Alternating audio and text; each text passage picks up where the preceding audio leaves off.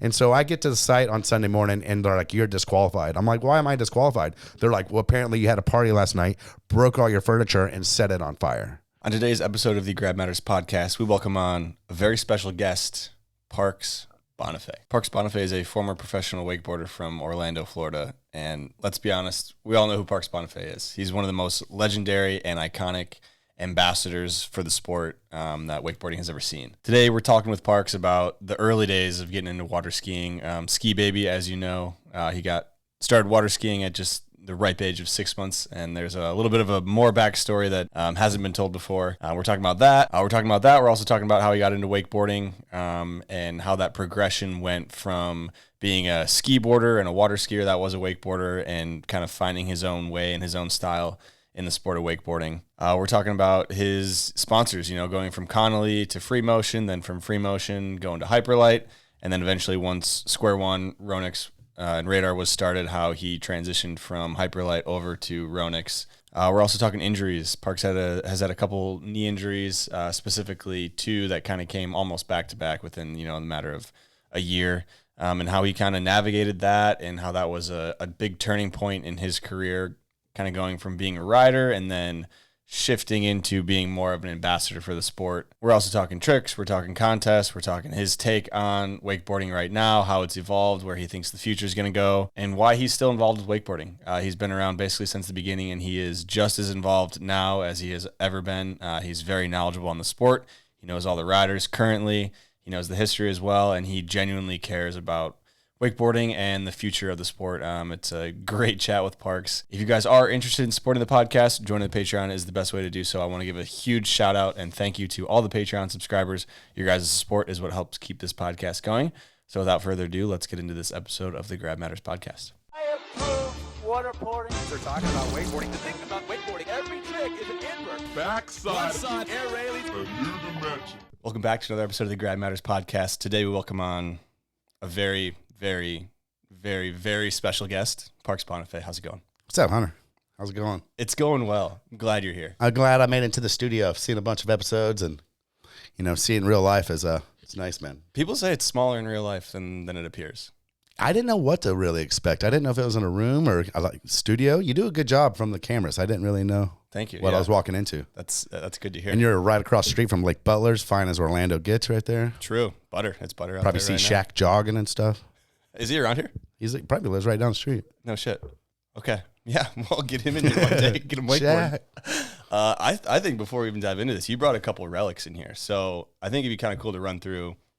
Obviously, we got your board on the left here, and we'll get into your setup later. But like, what is this on the right? Yeah, I brought my original, my current setup and my original setup right here. This is one of the two trainer skis that I used to learn the water ski on when I was 6 months, 29 days old, down at Cypress Gardens, and that's the little life jacket that I wore right there. That's the original right there. Yeah. There was a life jacket that didn't have the back thing on. The back thing it made the baby like face up.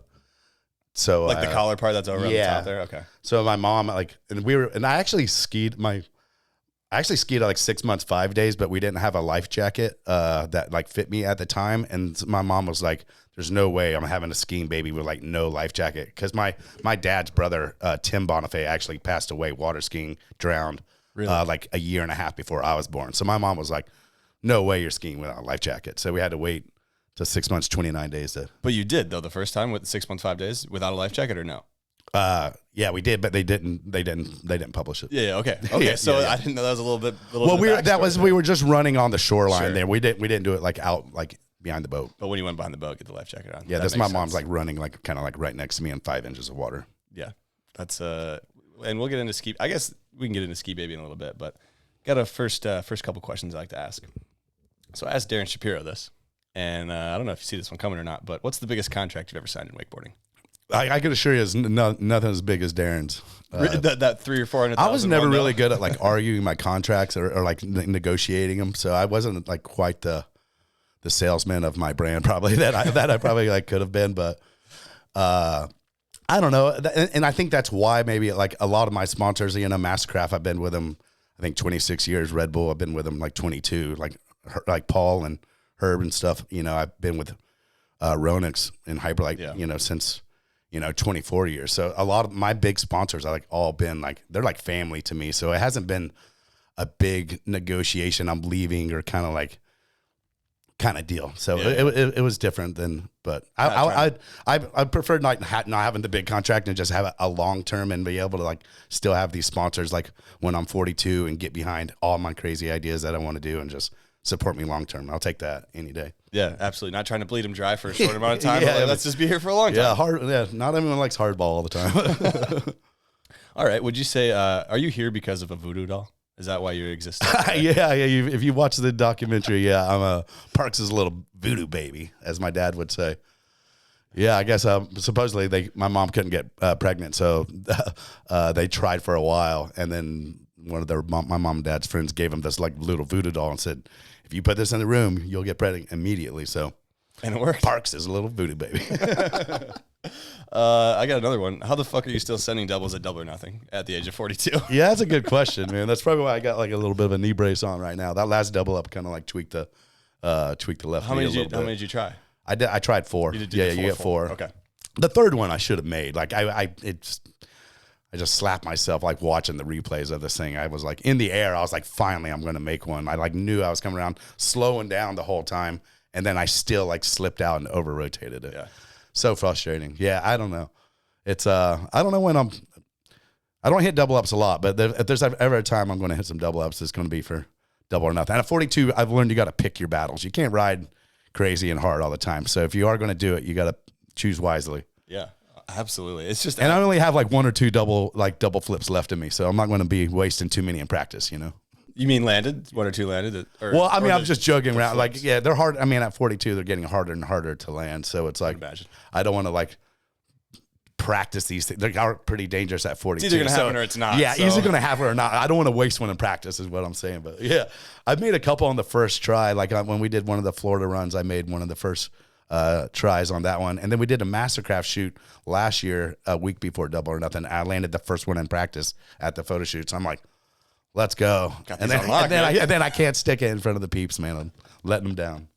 At least you're going for it, though. I mean, that's just so sick to see. Let's go favorite grab. I'm gonna have to go method, just traditional method. It's always I've always got a lot of like inspiration from snowboarding. So like Jamie Lynn's like overturn methods, and like that's kind of like what I wanted my method to kind of look like. And I kind of feel like it naturally does that. The way you hold the handle, the way like they would always push their back hand forward. Like I feel like the handle kind of like, so you want to make sure you don't glide it, because it is easy to kind of glide. But yeah, Jamie Lynn's kind of method. And Randall had a great one. Randall does have a very, very good one. And that's what's crazy about that. That big double up on it, I think, is Natural Born Thrillers. It's just, I mean, the torque in there's so much line tension coming off of how hard he would like come at that to like not to hold tight and then not let that glide out and like do it. I mean, you know damn well Randall's not going to let one glide out, but it's just really hard to. That's why that's probably one of the greatest double ups of all time, right there. I think he has, like, if you're going like top 100 double ups, he's got a lot of them in there. Oh, sure, 100%. Undoubted. So, wake pants, thoughts on them? What do you think? In the beginning, I wasn't a super big fan of him. Because Baby Bro was. Because Baby Bro, but, I got behind Shane and his inspirations. What would Shane always say back in the day? Everyone would give him shit for like wake pants. He goes, "I'm the only one who can single-handedly start and drop a trend in 6 months." I don't know if that was planned or not, but I think for behind the boat, I don't think it makes sense at all. I get it. I can get it behind like cable. I think the functionality can be there if it's cold or if you want some protection on rails and you're wearing a 3/4 and your shins are showing, or you just want a little bit more swag like Toby Telly. Yeah. So yeah, I don't know. I'm for it. I've come around. Full circle. It's 20 years ago they were popping. I think I rode in wake pants at the 97 X Games in San Diego. Did you? I didn't qualify. That's probably because that's probably why. Swing weight is what I heard is big with the wake pants. Doesn't really make sense. What, swing weight or the wake pants? No, like just wake pants behind. Yeah, in cable usually you start off the dock dry. True. And in cable, you can ride cable without falling. Like, you can definitely take cable sets without falling. Boat riding, you're getting wet no matter what. You're getting wet. I mean, even if you dock start, you're probably getting wet still. So, All right. Yeah, I'm aboard. I like it. So you had a quote from the Alliance documentary that we just talked about earlier, and you go, "I want to give back to wakeboarding what wakeboarding has given me, and wakeboarding has given me the life that I've always dreamed of. So I owe it to wakeboarding." So I guess I have a question of, you're 42, you're still sending it, you're still wakeboarding, you're still super involved in wakeboarding. I heard you announcing at Wake the City, and you knew everybody's names who was riding. You knew it, like almost everything about them. Like, you're obviously still paying attention to wakeboarding. So I guess why? I love this shit, man. Like I've just, you got to think, like, you look at that ski right there, and like, this is all I've ever like cared about since I was like young, even before wakeboarding was wakeboarding, like skiing, learning to slalom and barefooting, just like the whole progression and just everything about it. I've loved it. And it's just like, that's what I was growing up and like raised on.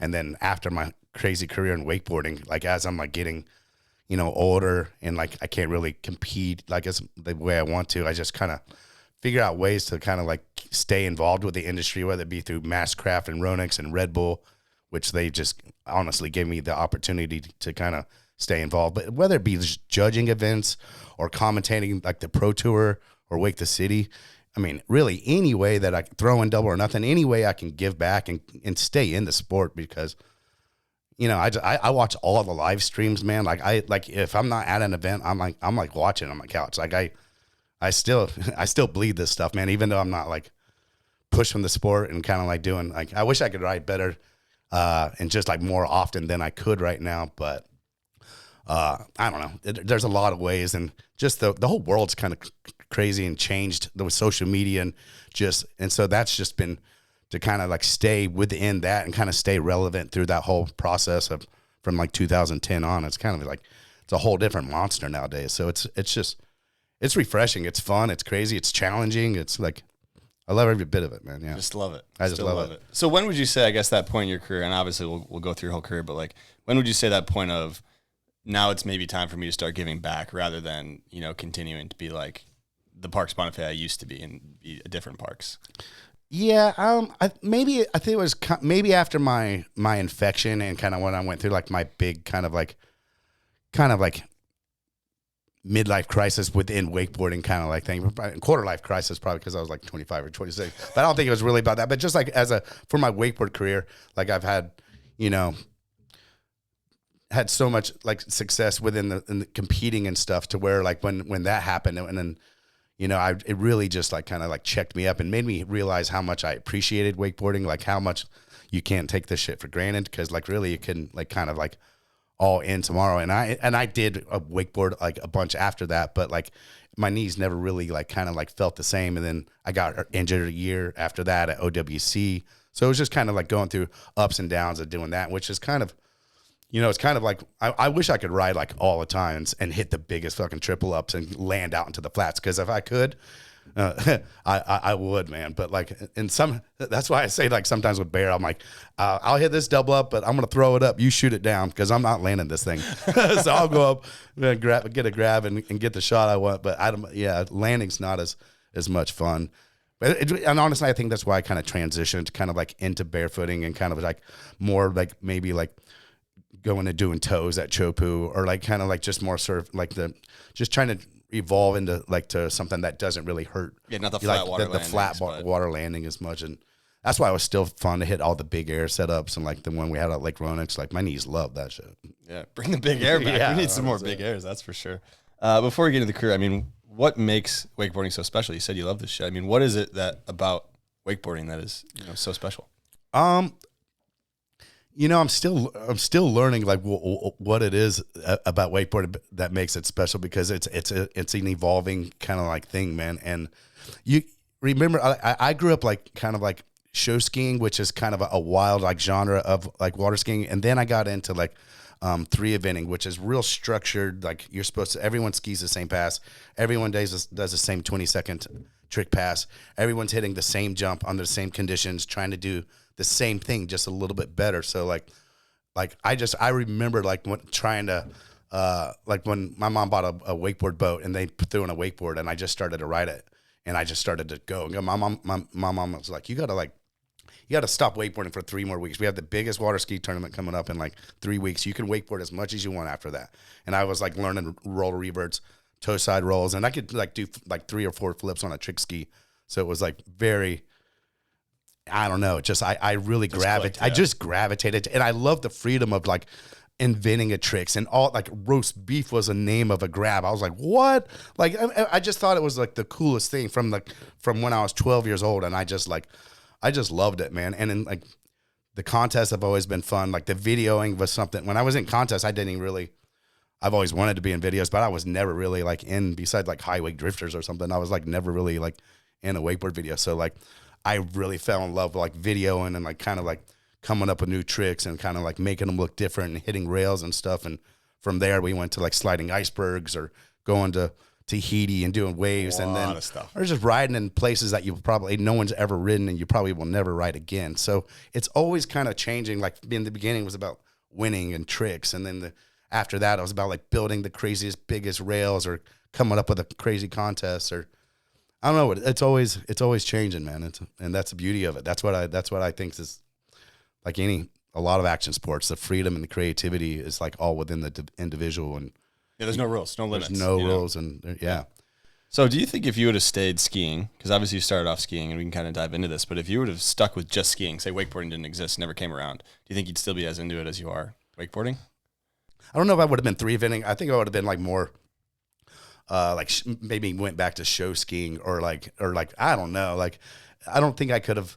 I never was the best 3-event skier either. Like I always got my ass kicked by Joey Blakely and Jimmy Seamers and Chris Parrish. I never really won a lot in skiing, but it taught me the fundamentals to like become the wakeboarder. And I think I was able to become a good wakeboarder just from,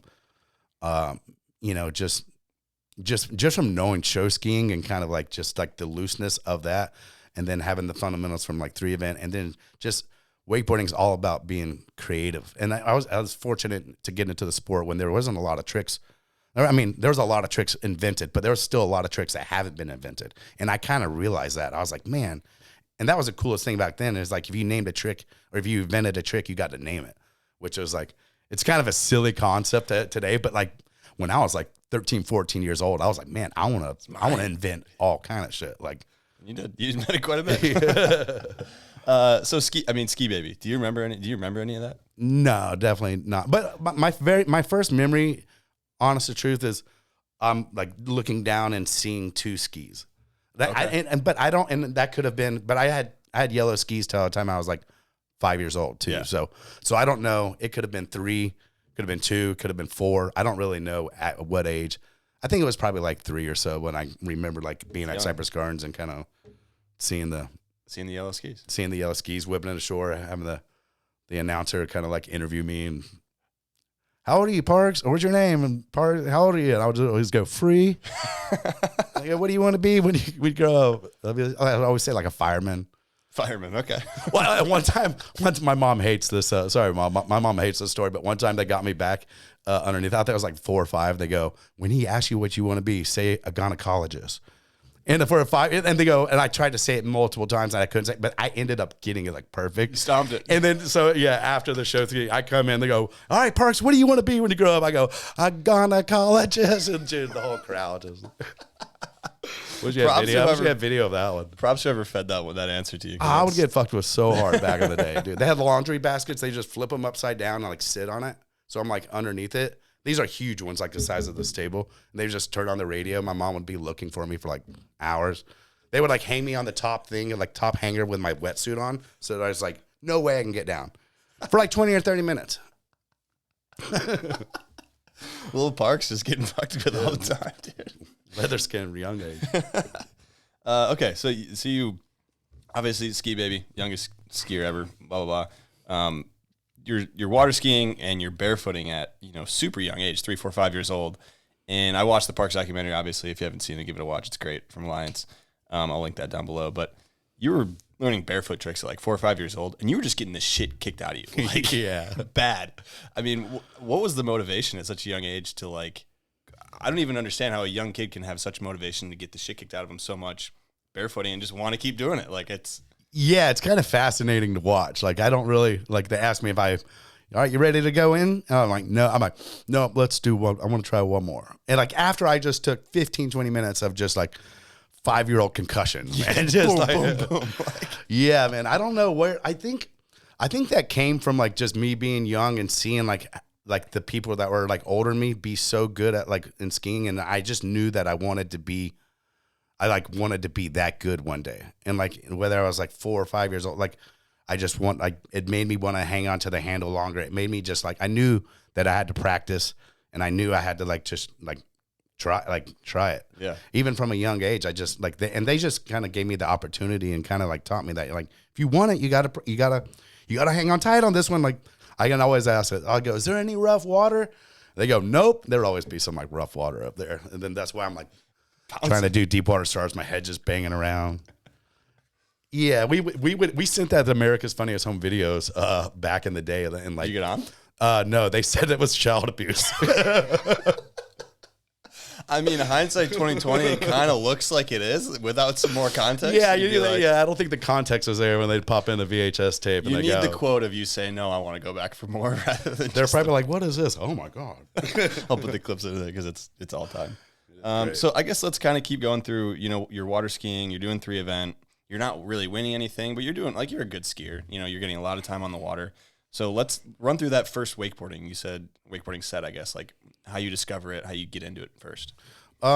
First time I ever really remember riding it was a ski board actually time. It was a O'Brien ski board. It was like probably twice the size of that Scurfer, but the same volume. Okay. Kind of like the rails were kind of like that.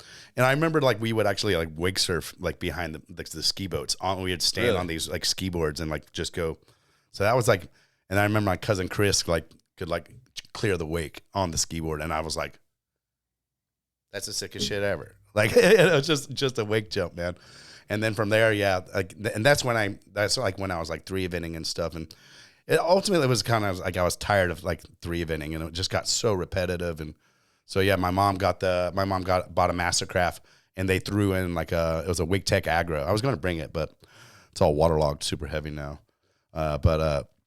Yeah, and then I had that, and I started just learning, just fell in love with it, man. Just I can remember learning the roll revert, toe back roll, and then my mom was just like, you got to shut it down until like after nationals, and then after nationals, I just like jumped on it, and so then we went to 94 nationals. That 94 nationals was the event. That was sick. So were your parents both kind of open after that? Obviously nationals, like was your water ski nationals, were your parents open to be like, okay, yeah, you can, kind of break away from this water skiing thing and go towards the wakeboarding, or what was that like dynamic like? Yeah, they weren't like super like, I mean, they spent a lot of money kind of like on water skiing training and stuff. Those lessons like aren't cheap, So it was like when I was just like, I don't want to water ski more, I want to wakeboard, blah, blah, blah. And they're like, and wakeboarding wasn't wakeboarding this promising dream that it like, I mean, not to say wakeboard's a promising dream nowadays, but like it was more of it was almost a novel. Like it wasn't like, I mean, Darren and then there were some guys like the shredding, but like the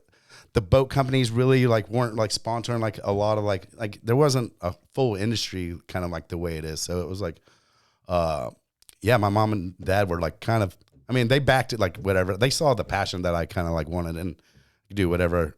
But yeah, they were like probably scratch their head probably a little bit. It was like, you sure? What is this? We didn't really know. Is this a sport? What's going on? They saw how much I loved it and just did it and then we had like, we ended up having like Jeremy Kovac and like kind of Zane.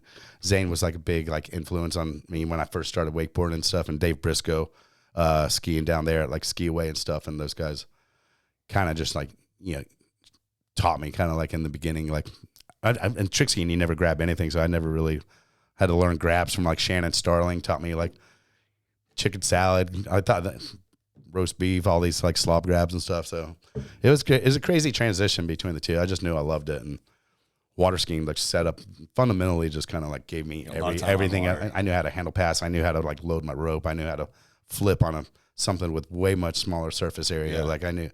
So it was like wakeboarding was like, I was like, this is made for me. This is it. This is it. So 94 Worlds, you won, correct? Yeah, 94 Worlds. But the 94 Nationals, this is when I met Randall for the first time. Was this before? This was before Worlds. Okay. Yeah, so you got to go to Nationals and qualify for Worlds. And so I ended up like shit in the bed like on my run at Nationals. And then I ended up qualifying through Expression Session, which is like, I don't know, like top 2 go. I can't even remember. I don't know if they just gave me a bone. They're like, hey, the sport's so small. There's only 4 juniors right now. It was like me, Hunter Brown, Randall Harris, and I think like Gunnar Schuler or something maybe but yeah, that was a crazy one. I remember hearing about Randall before I like met him, and they're like, yeah, there's this kid here who can do like back rolls like super big, and he's done it on the Skylon. I was like, what's that? They're like, it's this pole to where you like tie it up high and like allows you to go like super big. I was like, damn, that sounds insane. So that's where I met like Randall for the first time. That's where I saw Gator's Hoochie Glide for the first time. Like I heard like, yeah, there's like rumors on the street of the Hoochie Glide. And he was taking like a practice set, and then they gave him a double up, and like he did it. I still remember that like it was in 4K, dude. It was like sickest thing ever, dude. Expression session. Yeah, that was a. Okay, so you make it through the expression session. Do you remember how you do a national set in '94? I got like 4th out of okay. I think I like fell or like maybe 3rd or something. Yeah. I think the top 3 are supposed to go. I think I ended up getting 4th on that one. And then and then somehow I think they just like kind of like Jimmy Redmond was like, there's only 4 kids. Like we're not gonna like let one not go like go. Go to Worlds. Okay, so the best one I got to tell this real quick. Gator in the expression session. I remember he tried to do this hop dock, and there's this corner post like this beer on the corner, and it was probably about a foot high, and he goes to like on the dock start to go to jump over it, toe picks it, dives into the water, and he's still in his boots, like hanging straight down off this thing. And then he went out and just like destroyed it. But that didn't kill his confidence. I was like, you only get one fall. No, I didn't say. Some people might have said that though. Okay, so 94 Worlds that you won, right? And is this like boys amateur or that whatever? Was boys, boys, yeah. I think it was just boys. Okay, yeah, me, Randall, Hunter. That was in Byerly one. Yeah. Yep. And he Island Marauder. Backmob and stuff like that are there. So, are you getting any sponsors at this point? Any attention? I mean, obviously it's very early on. Board companies aren't really super established, but like, is there any attention coming to you after 94 Worlds win? Anything? Yeah, like that? I couldn't really get any after yeah, and a little bit of sport before, but like when I always try to get sponsors on water skiing. All my friends had was getting like free product and was getting free product and stuff. So I never really was getting float or anything. So when I started wakeboarding, I was like, hey, I'm going to Worlds. So Conley like gave me a board and kind of like, so that was like my first sponsor. It was like Conley. But yeah, I wanted all the sponsors. It was just like, and then after that, I got like maybe Dirty Dog sunglasses. Okay. Look that up. No Billy No, NBN. You ever heard of that one? No. No Billy No is a classic old school wakeboard clothing brand right there. Are you getting any money from these brands, or is this just no, just gear. Okay. Like my dad would print me up stickers. Like I wanted to be sponsored by No Fear in Oakley so bad. My dad would print me up stickers that didn't look anything like their logos at all, and just have this bootleg, like black market kind of like sticker on my board. I had like the most janky Oakley. It literally said Oakley, like in like not the Oakley in bubble letters or something. Yeah, it was like. And so yeah, I wanted all that, which is funny because I ended up getting sponsored by Oakley and No Fear. Like after, it's called manifesting. You got to manifest. It was 100%. You got to manifest these dreams, dude. A little pro tip for the kids out there, dude. All right, so 94 Worlds you win. Obviously, wakeboarding is now a path. Like you're gonna go down. You're obviously good at it. There's not a ton of kids doing it, but you probably see Byerly and all the older guys doing stuff, Darren and stuff. So X Games that you won is what, 96? Yep. So that's 2 years after Worlds. Like, I guess that 2 year span, we don't have to dive too deep into it, but like you're training pretty hard, I'm guessing at this point. Yeah. Like, I want to be on Pro Tour. Like that's my goal. Like it's like I want to. Yeah, I was trying to learn as many tricks as I could and kind of learn the Rayleigh. At 94 Worlds, I couldn't do a Rayleigh. There's a lot of tricks I couldn't do. So I had a lot of ground to make up, but I knew there was an end goal that I wanted, and I've always loved the Pro Tour. Like even before wakeboarding, I would always go to Pro Tour events when I was like young. I would watch Sammy Duvall like jump and all the freestyle jumping, like Dave Reinhardt and Zane, and like watching all that was just like so. The environment at a Pro Tour when you're like 10 years old and you love that shit so much, it was just electric, man. Like I was just looking around and be like, see all my heroes, too scared to talk to them, and just like, so that was definitely my dream. that was the goal. Yeah, and I Pro knew Tour. after 94 Worlds, I was like, I got to learn every flip right now, every trick. Yeah, and you kind of did. So 96 X Games, you won. Darren Shapiro wasn't there though. No. Yeah, So- Darren had an ankle injury. And he was, I mean, is it fair to say top dog? I mean, he was, Oh, he was 100%. the one to beat. Oh, yeah, 100%. Yeah, no one else was, at that time, no one else was really beating Darren. Yeah. Like 94, 95, like no one, yeah. I mean, besides like Byerly beating him at Worlds and stuff that year, like on Pro Tour from like 92 on, Darren just like kind of dominated. He's the top dog one to beat. So I guess you win X Games. Obviously, Darren wasn't there, but still winning X Games is a huge deal. X Games is, at this point, it wasn't what it is today, and it wasn't what it is even a few years after it, but it's still a big deal, right, to be in the X Games wakeboarding? I mean, yeah, 100%. Like, and that was back then it was like, I think they only did 1 year of X Games before. I think 95 was the first year. Okay. This is the second one. Okay. So yeah, it was a big deal. It was prime time coverage, like, and it was as big as a spotlight gets, especially for a young sport like wakeboarding. And like, it takes like years later to like 20 years to like look back and see how special kind of like the X Games were back then and like what that really meant. And the time you're like, you just almost take it for granted, but yeah. So I guess you've been winning. You've been doing good at contests. You're a young kid. How do you not become a cocky asshole after being so successful at such a young age? I probably had my moments, but I was just a young redneck little Florida Southern boy, man. Mama taught me some manners and stuff. And honestly, I was the youngest one on tour, so I think like I had a lot of bigger brothers, like Zane, like everyone would check me up and they rasped me pretty, like I would like, I'm the one getting like, so I wasn't, even though I may have like won some events and stuff, like they're all way older and like really kind of kept me in line and kind of like, keep you in check, dude. Keep me in check. Parks in check. Yeah. And show them the and way. by check, sneak me in the bars and exactly. stuff. Hey, we'll get into that a little bit. So, obviously sponsors are coming after X Games. So like, I guess, do you remember at that point, like board sponsor, do you got a boat sponsor at that point? What's like post X Games looking like? Are you still in Connolly at this point? I'm still in Connolly. Okay. Yeah. I was riding the T2. I think, this is before I rode for Mastercraft. I started riding for Mastercraft in 97 and this is 96. So I have a Nautique sticker on my board. You do? I rode for Nautique for 1 year. I think we tried to, my mom had a conversation with like Skip Gilcherson back in like after 94 Worlds and was like, hey, can we, cause we have always been buying Mastercrafts for a while. And, we were like, can we figure something out? This is before like, I won X Games and stuff. And they were like, wakeboarding wasn't like wakeboarding as it just, keep in mind back then it wasn't what it guaranteed to be. It was.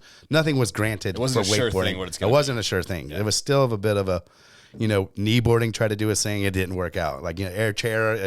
So nothing was like set in stone after like in 1995. Yeah. Before it was in the X Games and stuff. And I mean, despite how big and Darren and how much they're progressing, but.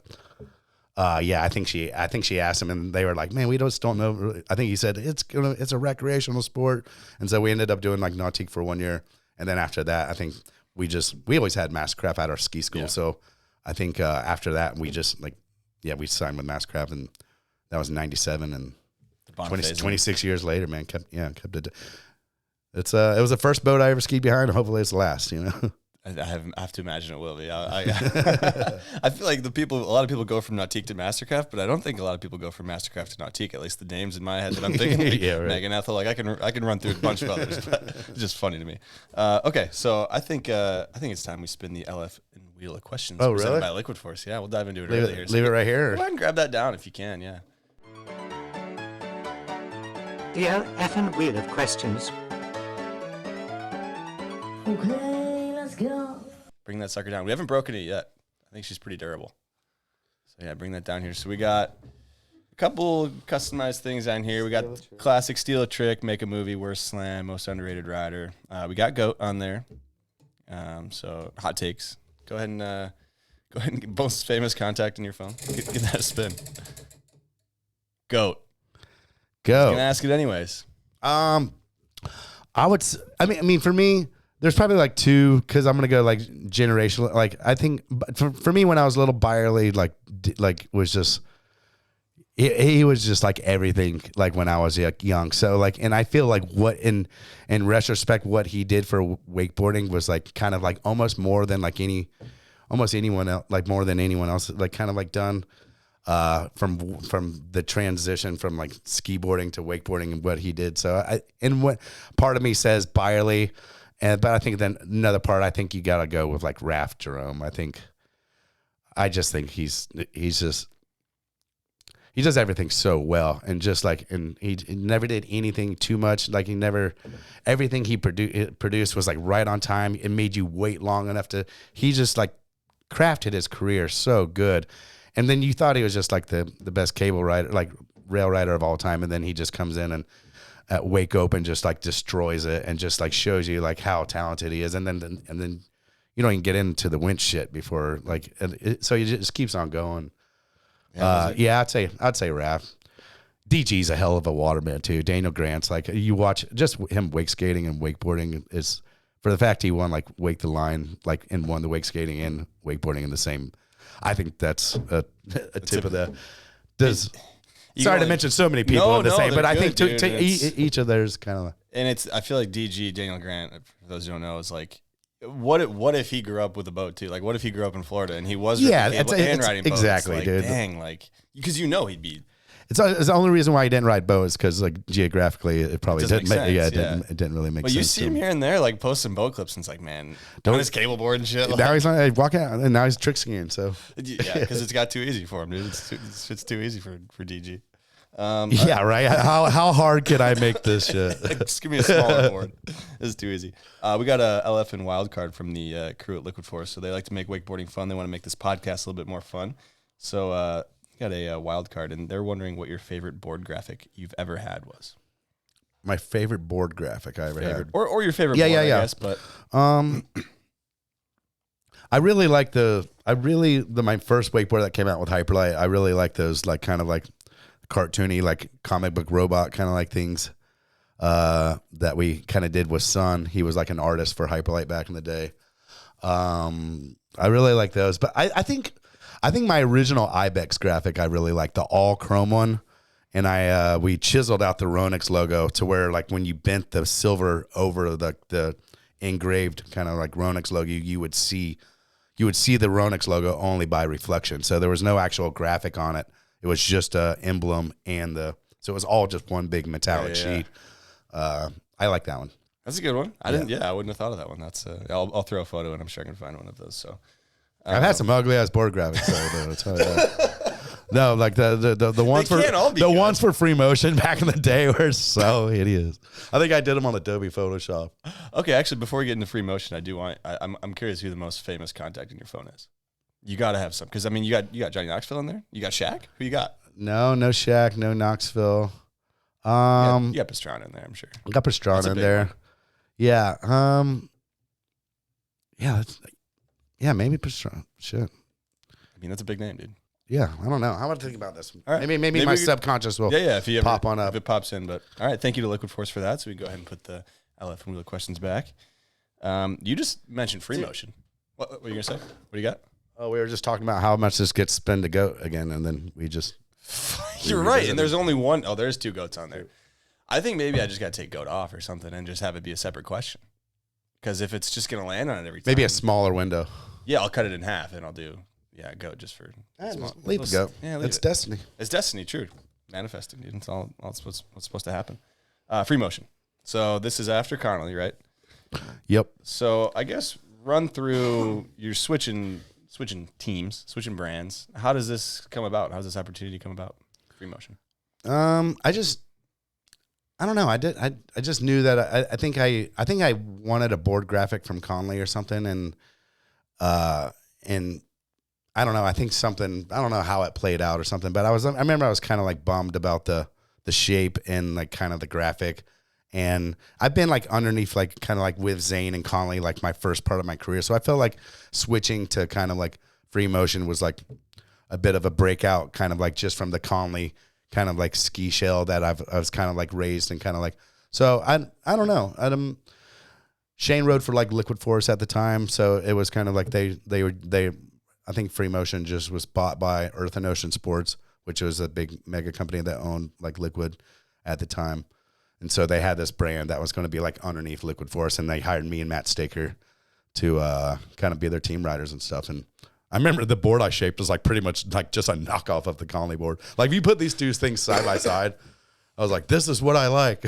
So Make it again. yeah, I think we changed like one little thing out. No wonder why it probably didn't sell. Okay, I mean, you mentioned that, so I think in the Parks documentary you said that Freemotion they were having a hard time selling your stuff. Yeah. Why is that? Do you think? Because you're the biggest name. You're huge. Yeah. I don't know. I think that maybe I don't really know. Maybe it was the dorky gloves or just like I mean that was like Freemotion was like right as I was like stopped wearing, like I was probably still wearing like the yellow gloves like at the time, but I don't know what it was. Maybe just, marketing's kind of different. Like, I don't think Conley was really selling like a ton of boards, like kind of like of like Zane and I's pro models. Yeah. So it was just weird that like I had a couple pro models, but I've never really seen anyone riding my board. You know, Yeah. It was like kind of like I would always see like, everyone else riding out all the other boards, but like I've never really saw like someone have my Conley board or had like the Freemotion board. And, but yeah, it was like I can tell like I signed with Hyperlite. It's kind of like when it kind of like changes. And We'll talk about that. Yeah. So, do you remember the Freemotion contract? Do you remember anything about that? Remember the deets on that? Not really. I think it was probably like $4,000 a month or something. Okay. I mean, It was nice. Yeah, it was yeah, good. I mean- It was definitely good deal. absolutely. Was there ever an issue? Why do you always so concerned with the price? You like to compare it to like nowadays? It's what the people want to hear. Is what people want to hear. It is what the people want to hear. That's what the Patreon's And paying it's what I for, wanna right? hear. Yeah, That's what I wanna yeah. hear. It's just I've always was curious. Because yeah. I mean, I compare it to like big time sports, right? So NFL contracts, like who's getting paid what? MLB contracts, who's getting paid Yeah. what? So it's like a little you kinda transparency. put It's a little transparency. Yeah, and it adds a whole nother level to like all this stuff. So Yeah. yeah, and it's fun too when people don't want to answer because then I can look them in the eye and be like, Yeah. Totally. Yeah. was there ever an issue with you riding? This is a vague story that I don't know the details on, so correct me if I'm wrong. But was there ever an issue with you riding different boots at a contest or something when you were on Freemotion, or was this? Oh no. Was this with Hyperlite? I don't remember. Yeah, this is when I was riding Freemotion at the time, and I rode Hyperlite boots I spray painted in black. They were 3060s, and I think I can't remember. I remember I was like breaking the boots back then, or like my foot like slipped through ones? the Freemotion Okay. ones. Like I think my heel was like kind of like coming up.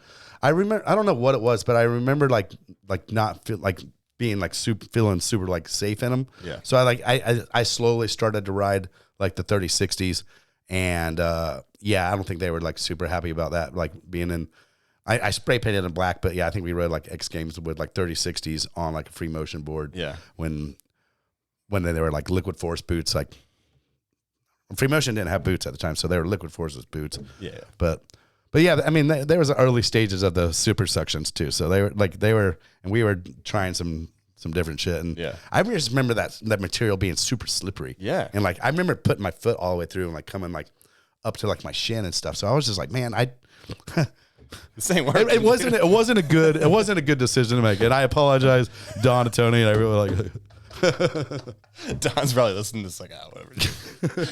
I mean, yeah. this is more fun than the deposition. Did you get to post? That would have been wild.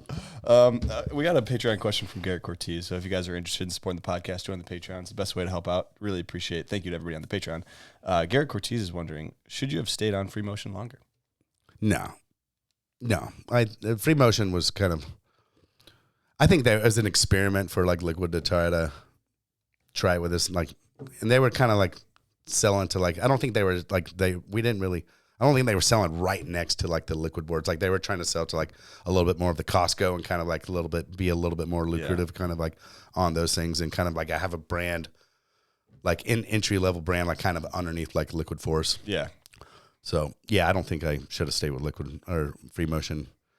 Me and Matt Staker would always go to the Pro Tour stops, and then we would go up into the announcer's stand, and we would write what we wanted our Freemotion promo to be, because like O'Brien and Hyperlite, everyone at Hyperlite, we've been around for 13 years and have the best quality, or whatever it was. And so we would get up there, and like the announcer would do who did the VOs for that stuff was the announcer for the Pro Tour. So we would write our own shit up there in the tower and do all these on the fly. And he would like do it in his announcer voice. So we had this bootleg marketing going on at the Pro Tour stops. It was fun. Freemotion was a fun time. There you go. Boots on the ground. That's what what better you do, teammate right than Matt Staker to shake up the industry. So let's talk moving to Hyperlite, because you weren't with Freemotion for too long, was it? It was pretty short. Yeah, a couple years, short spurt. So I guess who approaches you? Paul that approaches you? How does this kind of? Well, the in between years was when I rode was the 12 honky like board. So when I was riding a yellow board and 12 honkies and a blue a navy blue one, that was the Freemotion board that I was riding. But I didn't ride for Freemotion anymore. That's a Thomas Herman move right there. That's a Thomas Herman move. Yeah. And they're literally, I think Ron had them made, and then it just had Bonifay on the bottom. Yep, it was actually pretty sick, honestly. Yeah. So, there was like a year and a half, I think, of me like riding like 12 honkies and riding that board that was spray painted, doing a bunch of filming and stuff. Yeah. And then, so I mean, that's a good amount of time off with no board sponsor. So obviously, you still have other sponsors that you're not worried about money at this point, I'm sure. Yeah, because I was getting paid for like Conley and stuff for like, and now it's probably like I'm 18 years old now, I think. You got like your own place at this point? Yeah. Okay. Yeah. Mm-hmm. So. Yeah, I bought a house across the lake when I was 16 from my mom, and then it was like 16. Mm-hmm, and that was part of the ski school. So like some of the people who like ran the ski school and some of the coaches lived over there before I was like able to move out of the house. So I bought that house, and then half the ski school was over there. And then my mom, the Bonifay ski school was, me and Shane were just talking about that the other night. Like it was crazy back in the day. Like how so? Well, just like we just like, if you really think about it, my mom like opened up her house for probably like 6 months of the year, and we would have every week there would be anywhere from like 7 to like 20 people stay at the house, and then after the week was gone, a whole new group of people come in. So everyone's like sending their kids, and like some of them are young, some of them are old, some are like 20s, but they're all learning show skiing, all different ages, and they just came down, and it was just like a crazy time, like just to even like step back and like think that like. It's sick though. It's so sick. Yeah, it was a really fun environment to like grow up in. And bought a house at 16. That's young. Yeah, that's wild. Okay, I didn't realize it was that young. I thought it was when you were later. 8 or yeah, 19. My mom kind of recommended it. It was on the same lake. It was across the lake from my mom, and it was like, so we used it to kind of like help the ski school and stuff. And it was like zone commercial, so we can run the ski school technically out of there and not have it be like residential out of our house that we like grew up in and stuff. I think it's a good time to talk about it because you buy your own place, move into it. Shane's still at home though, right? Yeah. Little brother Shane Bonifay. Yep. So at this point, I feel like, when's the relationship, I guess, between you and him kind of drift apart, I guess you could say? Yeah, I would say it's about that time. Okay. But but I think that's like kind of like just what. And when brothers who are like 2.5 years apart, when one's like 12 and one's like 14 or 15, that's like the. It's a huge gap. And it's not always like that. It's just that 11 to like 14 gap. Like it's like when that's when in my mind I think like Shane's like still really young, and like I'm in high school now, dog. Like and so maybe that's like kind of where like we just like and it wasn't like anything malicious or like crazy, but it was just natural brother stuff, just kind of like me hanging out with my high school friends and kind of like not want to wakeboard with Shane and his little rollerblade buddies. So you move out.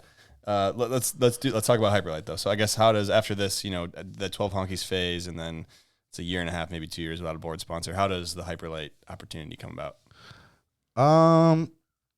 I've always been really good friends with like Paul, and like when we would go, they would do their photo shoots up at Jeff Here's house up on like Samish in Washington. And so I would be, and like Liquid would be doing their photo shoots around the same area. And so I would like go and like hang out at the Hyperlite. So I was just like really good friends with Murray, really good friends with Paul, and really, so I just loved the Hyperlite crew and stuff. And so I feel like after I was like kind of miscellaneous and didn't have a board sponsor for a year and a half, I think we always talked with Paul and like always wanted to do it, but it just kind of like never really made sense, like kind of at the time. And so I think we just like ended up talking and hanging out enough to where, we became like really good friends. And I think like it kind of just made sense. And, thank God they took a chance on me, man. It meshed. Yeah. I mean, that makes sense. So I guess what changed from, you were with Connolly and then you were with Freemotion. What changed once you signed with Hyperlite? What were some noticeable differences at that time that you were like, oh, Kind of makes more sense now, or whatever. Yeah, I think they were producing videos. Like even in the beginning, they did like Daily Dose. So they always had like, Hyperlite always was making some like team videos, and even from the start, like shredding H2O and stuff was like something that I was like, raised on. So like so they always like filmed. They had Radar Lake that was like super sick. That like I've always seen like photos and video of that. And I think their just marketing was just like they were running 2-page spreads and like really doing like cool.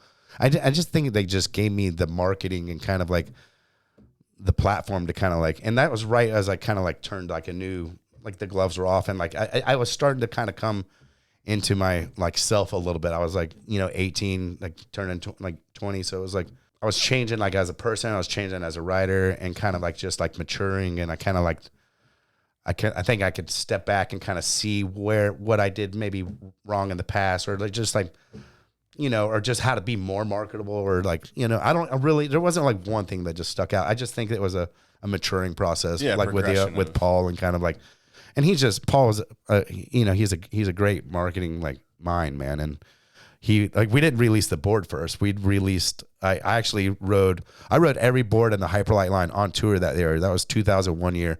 So I rode the Project, which was like Chad's board at the time. I rode the Premier. I rode Byerly's board. Byerly's board was super sick. And I loved Danny's Premier too. So Paul wanted me to ride all the boards to know, so we didn't make another Freemotion or a Conley thing. I could find myself and find like what I wanted in a wakeboarder as a wakeboarder. So he gave me the freedom kind of like to try all these boards. And I liked certain aspects of them, didn't like certain aspects of them. And then the next year we released the Parks boot and no wakeboard yet, just the boot. And the boot like killed it. Like it had like the double lace up the front. It was a black, red, and white one. And the boot was sick and it sold like great. So that was a great like entry level and saying, here's a new Parks setup. It was like, here's the Parks boot. Parks didn't have a board yet. He's figuring it out. He's riding. And I won the Pro Tour that year. So it was like, yeah. So, I knew what board I wanted. So when I shaped my board, it kind of like the story made sense. And Paul really took his time on it. And kind of, and that sounds like a great way to go about it. I mean, it can be easy, I'm sure, if you're Paul and all the boys at Hyperlite, you're like, yo, we got Parks. Let's make a fucking board. Like, he signed Byerly, and Byerly's super easy to fucking market. Like, if you figure out a Byerly campaign's like no brainer. Like, but like coming signing me and me looking in my track record, it's like he sold like 34 boards worldwide with 2 companies.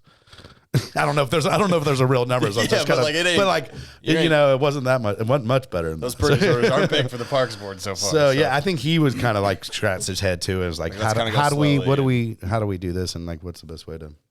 So you mentioned Byerly, and you mentioned you had some gloves on at a certain point, and you were maybe at the beginning of your career, like 15, 16, 17, 18, like the gloves on, kind of more ski board style. What was the mystique of Byerly at that point in your life? Because that's kind of the polar opposite of what Byerly is, right? Like Byerly's like, that's the cool guy. Like that is the man. Yeah, it was just, I don't know. Like in the beginning, wakeboarding came from like water skiing, like so much, and it seemed like at least from Florida, from what I was like in the crew that I rode with, Dave Briscoe and Zane, they come from like show skiing. So I was like, it seemed like, and even Jeremy Kovac and Darren and a lot of guys came from 3-eventing and stuff, and they knew how to go big and stuff. But like they just, when I saw like Gator and like and Byerly ride, like it made me go, oh, it's not just doing tricks. Like it is how you look. And they just had like such a natural essence to them that was just like, I don't know. It didn't make sense to me. Like it made me go, what the, it kind of like, I was like, cause skiboarding was kind of like all I kind of like knew. So that's when I saw Byerly and like kind of saw the way he like did his tricks and grabs and stuff, it just made me realize. And then after High Wake Drifters and, all the bangers. Yeah, man. He's I mean, he's just, if you watch, like, I think it's the tricks he did in like High Wake Drifters, like that was like when he did like Tantrum to Blind, and that was by like Danny Vanzero. That was around the same time as what's the other video that fucking Byerly's in? Yeah, not the Hit It spray. Yeah, Hit It. So High Wake Drifters and Hit It, like a lot of the same tricks were like in the same videos, like around the same time. But I just remember like watching Byerly do the first like Tantrum to Blind, and then a Pete Rose, and then a front mob, and then I was just like, and it looks And it good. looks sick. He's grabbing everything. He's doing, it was just like, it made me, that's when I go like, okay, I get it. Yeah. Even though my style was nothing like his, and I still wore gloves for years after, but like I could see the difference. Scott painted the picture of like the difference between like skiboarding, skiing, like maybe water skiing and wakeboarding, because in the before Byerly, the two were like one and the same, and the lines were like kind of blurred before him. And that makes sense. After that, it was like, and then he inspired. Just look at the list of riders, that he kind of like inspired, like after him and stuff. I think that's why you think you could say he's the GOAT, because he's probably had more influence on all wakeboarders than like whether they know it or not. That's the Byerly. Yeah, that is fascinating, because also like when Byerly was riding, and like you can talk about his rail riding and his wake riding, but like these things weren't happening. So like he has no rubric to go off of. He has nothing to like. There's nothing you can base it off of. He's like, no, I'm gonna hit this like closeout dock that has a knob at the end. I'm gonna pop the same way two out, and like it's gonna still stand the test of time today. Right. Like, and he was able to look at like what Darren was doing and be like, this is what I'm going to do. It's my version, and this is, and you got to keep, and don't take anything away from Darren either. Cause like in the same time, like before Byerly, before that, like Darren was like in 92, 93, he's got, the wake was like as big as my beard, dude. And Darren's going like 12 feet in the air, landing all the way outside of the boat. And I went to a water ski contest down in Okeechobee, South Florida, and I was at a 3-event nationals. And so you just see slalom skiing and trick skiing going down, and then Darren go, and we're going to do a wakeboard demonstration. And it was like Kovac and Darren, and those dudes went so big back and forth all the way down the lake. And it was just like, the fuck? Like, it was like, and I've never seen anything like it. So like, as much as Byerly like really affected like the between water skiing and wakeboarding, like what Darren did, like what like in the beginning of like showing like what a true compression molded wakeboard could do, it's just like he flipped the script, man. Yeah, he's pushing the limits and the boundaries, that's for sure. So you've won a lot in your career, to say the least. You've done a lot. What was the most impactful win, would you say, you've ever had in your career, or most meaningful to you? I think in retrospect, maybe like the 96 X Games was probably being 14. And to me, it doesn't mean that, maybe like looking at my career from afar, that like being 14, the first time wakeboarding's in the X Games, and then winning it against like Byerly and Dean LaBelle and Kovac and all my heroes and stuff.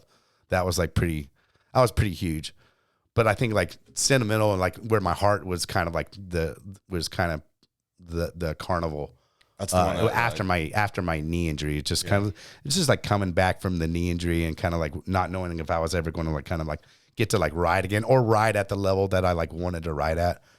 And to even win was like crazy, because like I didn't get to ride all day, and like Keith was like on fire. He's just destroying like everyone he went against. So he's just next, and so got all the way down to the finals, and like I didn't even think I really like had a shot at kind of like winning. I wasn't riding a whole lot at the time, and like so that's his backyard. That's probably, he rides there every day, all the time. I mean, we got some sets in there, but yeah, Keith was, I mean, shaking. I assumed I was going to like lose that one. Like that's why I think it meant so much to me, is because like I really, after watching Keith ride, he was so much, I feel like he truly was so much better than me at the time, but he just had to go through the gauntlet like of all the riders. And I just like happened to like link up, like get full pulls on everything, zeeching the shit. If you watch it, zeeching the shit out of it. But I wasn't going to fall. And then, and just, I don't know. I just really didn't have high expectations. Like I wanted to win, but like, and after the injury and the infection, and then filming for my documentary, kind of like out there, like no one were filming for that too. So it's like a lot going on. A lot of emotions were high. So yeah, that one like kind of like that one hits. And that makes sense. And it's interesting to hear, like, because I just talked to Keith Lidberg a few weeks ago about this, and he told his story of it. And it's like, he's like, yeah, I didn't win, but like, damn, it's just to hear both sides of it is pretty cool. Like, they're two very different pivotal moments in two different riders' careers. And yeah, and what he was going for, what he was like, because he was like kind of like, yeah, what the spot he was in, and then Exactly. how he had to go through all those like riders, and then it was a checked them crazy off format. Like I think it's sick. It is. It does kind of suck a little bit. yeah, but for dude, him. that was an exhausting run. Like riding jet ski and going, you had like 7 minutes. And so you're just going, doo, doo, doo, doo, doo. It wasn't just like down and back. Like you had Really? like, it was like a long, It was like a little mini jam session. dude, it was exhausting. And the ollies are high. The I don't know what pole's the low. altitude is at the projects, but it's exhausting. I was super tired. I think it's 0 feet. It's about like 17 feet. I think. Jet skis pulling though. Okay, so speaking of the injury, I think it's a good time to talk about that because before the infection, you got your knee looked at a couple times, right? Cleaned up a couple times, or Yeah. Yep. I had a couple of meniscus surgeries, like just cleaned up. nothing major? Orthoscopic, though? nothing major. Okay, so you had those, and they all went fine. Nothing was wrong Yep. there. So then this last one, I guess, got infected. What, staph infection? Yep. So walk through that because it obviously turns from, oh, this is routine to this is serious. Yeah, it was it seemed like it was going to be just protocol because I've already done like 2 of these surgeries, and it's just a minor orthoscopic cleanup of like the meniscus, which it really, you're like almost walking out of that surgery, and you're like almost like you're pretty much crutching out. Like it's not a heavy surgery, and you're pretty much riding like a month and a half after you have like meniscus surgery. You can. So I don't know, I got it, and then something didn't feel like kind of like right in my knee. Like it just kind of like started to like swell up a little bit and this is right at the time like when I switched from like Ronix to or from Hyperlite to Ronix. So this is 2006.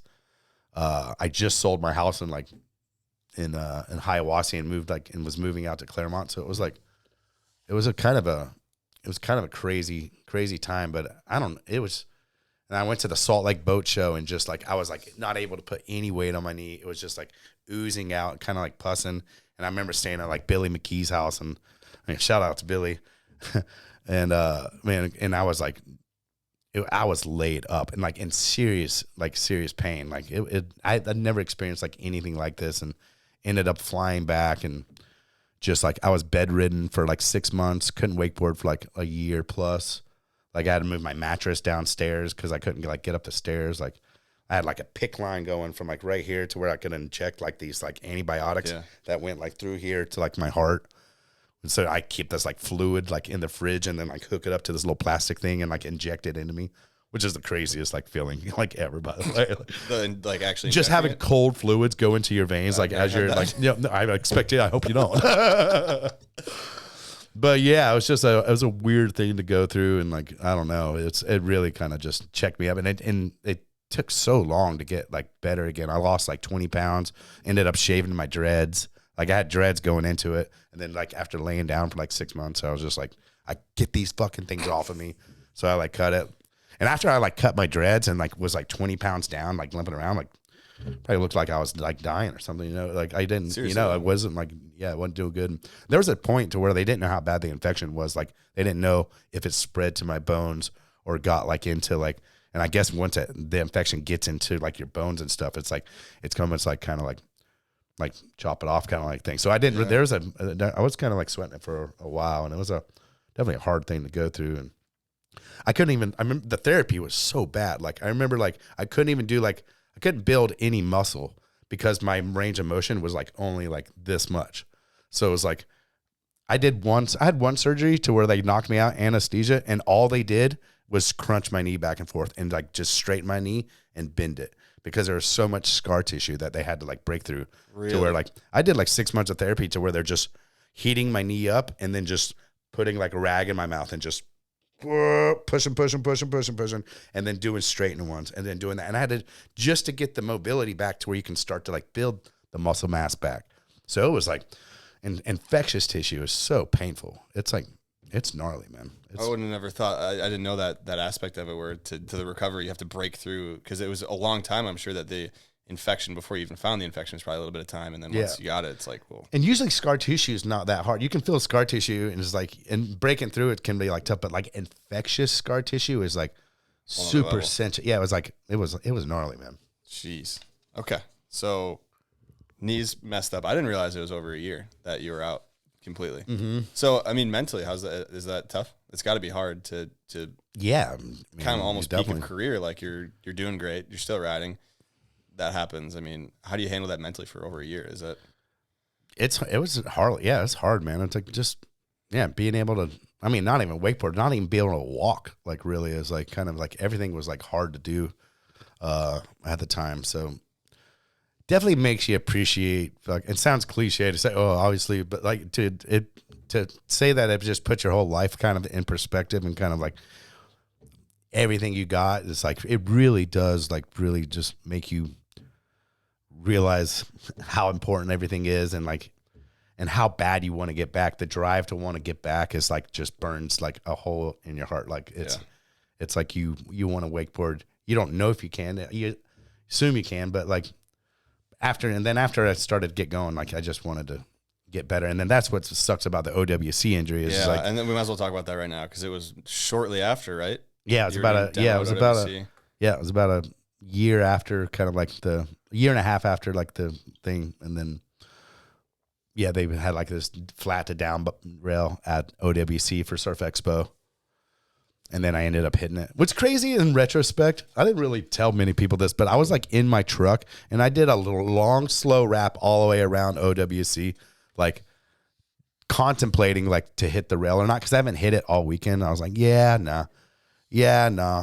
Like seriously, I was like on the fit, and I was thinking about it the whole, and I didn't really realize it at the time. And I was like, I came so close to just like turning away and like going home, and I was just like, it looked fun across the way. Tons of people were over there, everyone's hitting it, so I was just like, fuck it, I'll go get one hit, and then the very first hit. Is that just a testament to how much you love that shit? Like, because you're like, you're driving around like, am I gonna hit it? Am I gonna hit it? And you're like, oh, it looks fun. I'm gonna go hit it. I gotta go hit it. I'm a showman too. When there's people around, I really love, like, I think it's just in my blood, like just being raised at Cypress Gardens is if there's people around, I've always loved contests where the people are hyped. And if people are there, I tend to love to show up. Yeah. And like, there's a bunch of the dealers and and Ronix was just getting started. I think that was like, we weren't even doing a booth at Surf Expo. We were doing it was the first one. Yeah. It was the first one out there. And so, I was like fired. Jeez. I mean, but I was coming off my injury, so I was like kind of like hesitant on it. That's why I hadn't hit it at the point, because I was just like, this would have been the first big rail. Yeah. I mean, 100%. It's probably 15-foot drop, and it was a closeout. I mean, it was a closeout. It was a gap. It was rail to rail, and you came up short. Yeah, my rope got. I think the line was a little narrow. Like I was driving most of the day. It was like tapering out, and I think the line was a little narrow, and I was trying to like nose press the front one. Yeah. And as I was ollie onto it, the rope got like snagged underneath the front of it, so I landed actually on my rope. Oh, okay. And then that's what like stopped me, and then that's what sends me into that scorpion ejection. And that was kind of out the front. That was your other knee, right? Your good knee. My left knee. Yeah, my good knee. And that one was destroyed. Yeah, that one was like 90 degrees to the side. MCL sprain, ACL tear. Yeah, bad bone bruise. That one sucked. Yeah, that definitely sucked. So I guess, I mean, we might as well go into that injury. Like, what's the prognosis to this one, and then what's the recovery time, and I guess how are you handling that? Because that's my first ACL, so I've never done an ACL at this point. So I just known that ACLs are typically worse than like meniscus, the recovery time. So it was just it killed my kind of my momentum and kind of just my, I don't know, every positive thing that I had like was coming off of my infection. Was just kind of like, oh, here we go again, back to fucking surgery, back to like kind of like working out again and like being off the water for another 6 months. Yeah, that one hurt. Like it physically hurt, but like when I swear in my documentary, like when I'm grabbing my knee, I'm like, in my mind, I'm like, this hurts, but this fucking sucks. It's not the pain why that sucks. Yeah, it wasn't really. You just knew immediately, like. Well, I knew the knee was like toasted too, because that was like the visually just that one. I'll put the clip in. It's bad. It's real bad. It's bad. Is there any moment? I mean, you're a huge name still at this point, but after the second injury, back to back, is there any moment where you're like, "Dang, our sponsors are like going to drop me? Is my path in wakeboarding going to come to an end at this point? Like, is there any? Do you have any of those thoughts at that point, or is it just nope? I'm gonna get recovered. I'm gonna get back, and we're gonna get right back to it. Yeah, not really. I wasn't really. I just wanted to get back to where I was, like as a wakeboarder. I wasn't really. I mean, Mastercraft and everyone they're like we wasn't like, I don't think it was like that at all. Although, I mean, it could have been because it's been like 3 years since I've really, after the second, the ACL. once everything's I've been said out and for like done, it's been like out for like 2.5 years, kind of like without like doing a whole lot. And I was just wondering on that because it's it just that never really. I think they had they're enough family to where they're not going to like pull the rug out. And you've been around a long time, right? too. They're not going to pull the rug out from it. and they know your attitude, I guess, too, going into it. Like he's gonna get back on the water. Like he's not just gonna give up the ship here. So Let's go back to skiing. I want to talk, back it up a little bit, X Games 2003, 2004. This is kind of just a random moment in your career, but I think it'd be interesting to hear you touch upon it because Danny Harf wins the X Games. I don't remember if this is 2003 or 2004. Remember when Danny Harf won? I think 3. It was 3? Okay. He won, and there's a clip of you after his winning run or whatever, going up to him, and you are, like, genuinely ecstatic for him. You are stoked. And you're riding in this. Like, you were there. Yeah. But to me, it just speaks so much to, it's a contest. It's a competition. Everybody there wants to win. But Danny's your boy, right? So, like, you can't fake how stoked you are for him. You can't swallow it and be like, oh, man, I didn't win, but my guy won, high five, whatever. Like, you're genuinely ecstatic. Was that your approach to contests, I guess? Like, if I didn't win and my buddy wins, like, that's just as good? Yeah, 100%. Like, I mean, and I think the Pointless crew was like kind of like at that time we were winning like a lot of content. We wanted to almost like La Familia today. Like we wanted one, as long as like one of our boys won, like one of our crew like won, we were like super psyched. And Danny was honestly like pretty much like my best friend. We lived like right across the street at the time. Like we rode like all the time together. So yeah, man, in the emotional roller coaster of like thinking that I've like won, and then me just watching Danny go run 1, run 2. I was like, damn it, this motherfucker has a 9 so on lock. He's got it. And then he sticks it, dude. It's like, yeah, no part of that was like fake. That was all just genuine, like just homie stoked right there, man. Tackle him, like, drop down. Rodrigo has the greatest picture of that, man. Like, I don't know if you saw the picture or the video. The video is good, but Rodrigo is like looking straight down the beach line, and he has my footmarks, footprints sick. going all the way down there. And I'm like laying down, and Danny's like in the water, and I'm just like, yeah, dude, all hell Danny, dude. It's like one of my favorite pictures of all time. Oh, yeah, I was curious on that moment. Yeah, that was a crazy moment. All live TV too. Like it was a beautiful thing to watch. Makes my cheeks hurt. It makes my cheeks hurt thinking. Because X Games was a big deal then too. It had evolved. It had become bigger. Like it was definitely a big deal. I got a Patreon question from Travis Moy. Okay, random one here. He says, "Do you think you'll ever forgive him for teeing up that double up, or for over teeing that double up at OWC? Or will you still tell your grandkids the story of how you could have been a world champ?" It's true. I never actually won the worlds, and so but Travis likes to take the blame for at least one of those when he says that I had 2 really good runs, and all I had to do was make a double cab roll, and then I was world champion. And he over-teed it. I can't really. I think he over-teed it, and then I came in and like I sort of maybe should have passed on it, but I think I tried to huck it and get it around, and I stuffed it. So I think he still feels bad about it to this day. When I asked him, I'm still mad about him tapering away from the jump at the Masters one time when I was trying to hit the jump. Let's talk about this because were you banned from the Masters? Yeah. Are you still banned from the No, Masters? no, I'm back. Yeah. How long was the ban? It was maybe like 10 years or so. It was 10 years.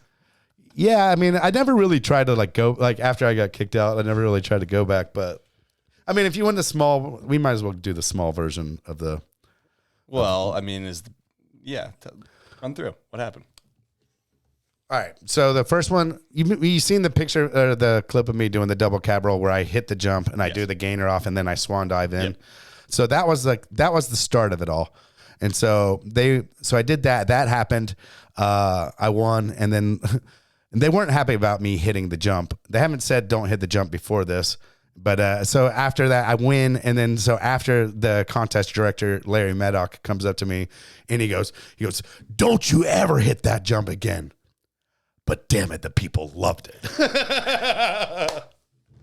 So I thought that was great. So that happened that year. The next year we show up. It's Saturday night. We're having people at our cabin, and we probably have like 20 people there or something. It's not like some like crazy Project X banger or something. You know, it's like this is just some friends hanging out. And so someone's leaning back. It's a cabin, so someone's leaning back in a wood chair, and the chair breaks as they're like leaning back. And so, and now there's like there's like probably like 15 pieces of wood that are about this long. Someone throughout the course of the party takes one of the pieces of wood and sets it on the outdoor grill, and no fire or anything. It was like raining. It needs charcoal and stuff. So it's just a piece of wood set on like a steel grill. And so the next morning I show up, and I guess security came that night, saw the piece of wood on the grill, took pictures of it, showed the contest directors. And so I get to the site on Sunday morning, and they're like, you're disqualified. I'm like, why am I disqualified? They're like, well, apparently you had a party last night, broke all your furniture, and set it on fire. And I'm like, that's a leap. I'm like, y'all want to ask me like what happened, or you're just like taking like, and I go, they're like, well, what happened? So, and then I told them what happened. They're like, okay. And then they ended up letting me ride on that one. And so now I'm like, now I'm kind of mad that I was DQ'd and like back in for something that like that didn't happen. And so I ended up falling. And then, so this is the Travis, like this, while I was more mad at Travis for pulling away, is like, so I follow my first pass, second pass, I'm coming down, and I just start pulling wide, like how the ski jumpers like pull wide on the boat, just a wake crossing to get wider. And I do 2 of those. And so I'm coming in for the final to hit the jump, and I'm cutting in full speed. Travis knows, the whole crowd knows exactly what I'm trying to do. And then Travis just tapers away from the jump, and I wasn't able to like hit the jump because he pulled away. Pro move, classic move by Trav. But I remember being like, I should have just let go and like whipped at the jump. Ghosted into it and hit it. And so the next year we get there, and then it's a novel. So the next year we get there, and like we have these 50s that we like keep underneath the cabin, and so we got in trouble like riding them around that night. Dirt bikes. Yeah, like little 50, like little dirt bikes. Yeah. So yeah, a couple of our friends getting in trouble that night, like riding them around. And then when we get to this is Thursday night. I don't even go out on the 50s because I'm like, it's Thursday. I want to save it for Friday or Saturday before we like start raising hell around here. And so I don't even go out. And then I get to the contest the next day, and they're like, hey, you're being escorted off the premises. You're not allowed to be at Callaway Gardens. And 2 state troopers come up and like escort me off the premises. So you didn't even do anything though. Yeah, not that. Yeah, 100%. I mean, really, I hit the jump the first year, and then the whole furniture thing was like a misunderstanding. And then I think they were mad that I tried to hit the jump after that. Yeah. They have their reasons. I'm not saying anyone's in the wrong or right, but I mean, I can say that they're in the wrong. You should have fucking hit the jump. It would have been sick. I remember some of the ski jumpers were so mad. And then I remember Jarrett Llewellyn, and he goes, if you're hitting that side of the jump, you got bigger problems to worry about than his fin mark going up the jump. Yeah, because you're basically board sliding the side of it, right? But every meeting after that, they're like, no hitting the jump, guys. Now they don't even have the jump of the course. Oh, it would have been great. It would be great. Imagine this year if like Ty Higham or some board something. Like that would be a great moment. Take a chance. It would be a great moment for this whole sport. So that's when the 10-year ban was instated? I don't even think it was a 10-year ban. I just didn't really try to go back. And like I think the next time I went back, RedBull did like they did a collegiate kind of thing out there. And I was like, they're like, you want to go to this? I was like, well, you better check with Callaway Gardens. Sources here. Yeah, so I think RedBull maybe cleared it up for me and started going back out there. I love the Masters though. That was one of my favorite events to ever go to. There's a lot of prestige to it, for sure. A lot of prestige, but even besides that, just the being there with the water skiers and like renting the cabins and then jumping off the pavilions and stuff at night. And it's like all this forbidden stuff that you're not supposed to do. Now you get like big trouble, but we did it like every year, and it's like a Masters pastime for like the 70s, 80s, 90s, 2000s. That's what everyone did for years. And like I've heard stories of years, like every generation kind of like did it. And now it's just like, now they lock it. It's a big no-no. I didn't think about that because it is wakeboarders, water skiers, trick through the 3 events. It's everybody in the scene. And I loved it because cool. A lot of my friends were all 3 eventers from my past. So I would get to like hang out with them as a wakeboarder, and they're like, I've always loved it. I have a lot of friends. Yeah, up there. Yeah, it would be cool to have something that isn't the Masters. Obviously, the Masters is cool, but like another event where it's like, yeah, we got water skiers and wakeboarders here. Like our sports aren't that big anyways, so like, yeah, I think maybe you do a cool one. It's like, I don't know. I like it. Yeah, I'm about it. Get the Rolexes back out. Dude, true. That's what BT was saying, dude. He's like, it was before my time. Yeah, mine too. All right, I think it's time we dive into a question from none other than Raph Derome. Hey Parks, it's Raph. I hope you're doing well. Haven't talked to you in a long time, but first of all, I just want to say congrats to you and your fiance on the engagement. I had a 2-part question. I guess first question is, being Parks, did you ever feel like you had a target on your back during your career? How was it? Like, I know it was a friendly vibe in your era, most of it, but yeah, just kind of curious to see if there was any moment where it felt lonely at the top, or how it was for you dealing with that.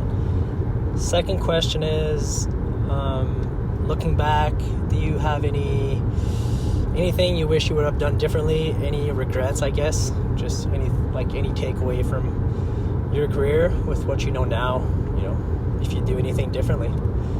Enjoy the podcast. Enjoy all the positive and the love you're going to get. You deserve it. Talk to you soon, Parks. Bye. Sounds like he's in his car. I love Raph, Driving, for sure. I knew he was going to have some good deep questions too, man. Yeah, so that was a two-parter. So first one, kind of the target on your back situation. So did you ever feel like that? Not really. I mean, maybe when you're winning, like you feel like there's little external pressure that like maybe, I don't know where it comes from. I think it comes from you, the rider, is like when you're on top, I feel like you build more pressure instead of doing what kind of got you there, and the mentality of like being the underdog, of swinging for the fence. Like when you're on top and you've won like a couple Pro Tour titles or something, and you're the favorite. Yeah, I think that like maybe, I think you put like pressure on yourself, and I think it comes like within your own, like within the rider. I don't think their sponsors are expecting you, like they would love it if you win, but like I don't know. I think that pressure kind of can come from like within the rider's mind themselves, and I think that if you can, it's hard to. Some riders handle it better than others. It's like some riders stay on top for a very long time and can keep on and dominate and kind of like love that kind of like come and get it like kind of thing. Yeah, I was never really like malicious. I was super competitive, but I was like, just from being raised in show skiing, and I was always taught like fun first. Like nothing's like that. Mom always said it doesn't matter how you do. Like make sure you have fun, challenge yourself. And like, so I've kind of like, I think I had like a little bit more of that, and I didn't really experience the target on my back so much. And I didn't really have years where, I mean, I won 5 Pro Tours, but I wasn't like winning them back to back. I would win one. I won my first one with Darren not on tour, and then Darren comes back and wins it the next year. And then I wanted to come back and like win it the next year. And I think Brandon Johnson like won that one, and then I won 99. So I had like a 2-year gap. So I was still really hungry because I didn't really take it for granted in the sense that it was an automatic that I was going to win, because I had my fucking hands full with Darren in the beginning. And I mean, Darren was a competitor, like a hell of a crazy. And then, and then dealing with Danny and Brandon Johnson and stuff, and, and early Dean and stuff. So yeah, there's been a couple riders that, I had my hands full through the years. So I didn't take anything, and nothing was guaranteed back in the day. Yeah. I'd be interested to flip that. Raph had a target on That's what I was going to say. Like, I didn't have a Raph target on my back, because like Raph, he was the one to beat. Like there was a handful of riders back when I was riding that could probably like win the event. So I had a target, but I wasn't, It wasn't super pronounced or obvious. There's a lot of targets on other backs that I was like going for. That was going. Yeah. Who would you say is like the biggest one? Like, going into this contest, I mean, Darren obviously is a big one. Darren was like one that I wanted to. I mean, he was pretty. He's my idol, like my wake hero going up, and all I ever wanted to do was like compete against him. And I knew if I was going to win a Pro Tour title, I would have to go against him. Yeah. And that was what's crazy is like the first year when I won everything, I won the Pro Tour and I won the X Games, but Darren like wasn't on tour with his ankle injury. And then he comes back, and Darren's a fucking competitor as much as anyone. So Darren's going to win 97, coming back off of 96. And then, and then it was off to the races. We went back and forth a couple of years probably after that. Yeah, some good back and forth there. Second one, kind of broad, but anything you would do differently, throughout your career? It's been a long one, but. Maybe not hit so many triple ups. Okay, for the listeners, because we definitely have some. I take that back. No, I would still want to hit as many triple ups. What's a triple up though? Before you answer, a triple up is like a double up is like where a boat goes, it creates a wake, and then it circles back around and goes back through the wake, and the waves double up right there. A triple up is where you're setting that setup roller, and you actually kink the boat, and that kink actually makes the rollers go like this. So as the boat's coming around, these rollers are going like this and getting bigger and bigger, and they're twice the size of a double up. And so the boat comes back around and just drives through the deepest, darkest pits of these things, and you're just like, you're just, whoa, you're like, I mean, every double up nowadays on the new X Stars like feel like a triple up, but like back in the day, like we were trying to beef them up and make it as big and as. Yeah. Is there anything else you'd change? I mean, I don't actually not hit triple ups, but like anything you do differently? I mean, or did it kind of go? Yeah, no, I mean, there definitely is, and for the fact that I'm not saying anything, I don't want to make it seem like it went fucking perfect because it definitely didn't. Yeah, I don't know, man. Doesn't have to I honestly, I wish I would have rode more like cable, like maybe back, like and really got a little bit more like into like the rails, maybe like a little bit earlier or something, huh? Just put some more time into it. Yeah, maybe put like a little bit more time into it. I've always enjoyed like hitting rails and stuff, but like. Yeah, like maybe after like Wakelab, if I like kind of really kind of kept on like kind of. It's a perfect transition because I want to talk about Wakelab. So you had a heavy hand in creating the event, right? Like this is a RedBull. Obviously, RedBull does the coolest shit. We all know that. But like you were the one that was working. Well, it's kind of like me and Pat. They're like, we have this budget. We have this new 2.0, and we can build rails that you weren't able to like before. We were hitting on Sea-Doos and stuff. So it was like what you could build was completely different. You could build a whole skate park with the line hovering above it. And it sounds like a common thing now, and it is, but like back then it changed the fucking game. Like the system 2.0 really did just like change like what you were able to build. And Wakelab was the first contest like where we could like kind of like do that. And yeah, it was kind of like a lot of Pat and kind of like a little bit me, but like kind of like how big do we want it? Like, what's the kind of scale? Pretty of big. it? You went pretty big. We went pretty big. Well, we didn't want to come up short, And you didn't. The setup for that was gnarly, man. That's what I remember. Is that because it was all connected by like underneath, like all this like steel like cubes, and like and you're doing it on Lake Eola, and like you're like patting them like underneath these huge like 50 by 50 kind of like square foot pieces, and they're in the middle of this thing with like goggles in a scuba tank and like just like with a monkey wrench, and they're just kind of like bolting this thing together in like Lake Eola where you can't see your hand like in front of your face. Like do it. It's like it's the sketchiest setup. That was a wild thing, man. I'll put some clips in because it looks impressive, obviously. But yeah, if you ever talk to Pat, if you have Pat on here, he's on the list, man. Talk to him about the Wakelab setup, and it was crazy. A lot to talk about there. So speaking of Wakelab though, and I guess Carnival in general, rail riding. So you were, a boat rider, I guess you could say back then. There wasn't really a strong definition of boat and cable rider in America, but you were a boat rider. You had a boat sponsor. I feel like you didn't need to push wakeboarding in the direction of rail riding. Like to keep your sponsors happy. I could be totally off base here, but you didn't need to do that. No, yeah, that was not more of just a board and down on Lake Alfred, kind of like just. So I guess why? Like why is that direction? You're like, man, I really want to go in this direction. I think we just always entertained ourselves. Like, always came up with something to like. I think like if you want to like wakeboard for like as long as like I haven't done as many different kind of things, I think you got to like keep on like challenging yourself and don't like keep beating a dead horse of like trying to like chase the same kind of like thing. I feel like we were always inspired by like Byerly's like buggy hit and him like hitting the rails and like getting over the post, and Nelson on hitting jumps. And so wakeboarding and rails like was in the history of it, but no one's really done like anything like kind of like, I don't know. I just felt as a crew, I think we felt like it was like a lot to be like kind of had and a lot to be discovered right there. And Pro Tour was just starting to put like rainbow rails on tour. So like as we're riding tour, like, we would like get better at hitting flat bars and stuff. And I feel like that's where the Pointless crew really kind of like in that 2001 to 2004 years, that's like why we had so much success, is because we were kind of just so much better at hitting rails than kind of like the rest of the wake riders at the time. Yeah.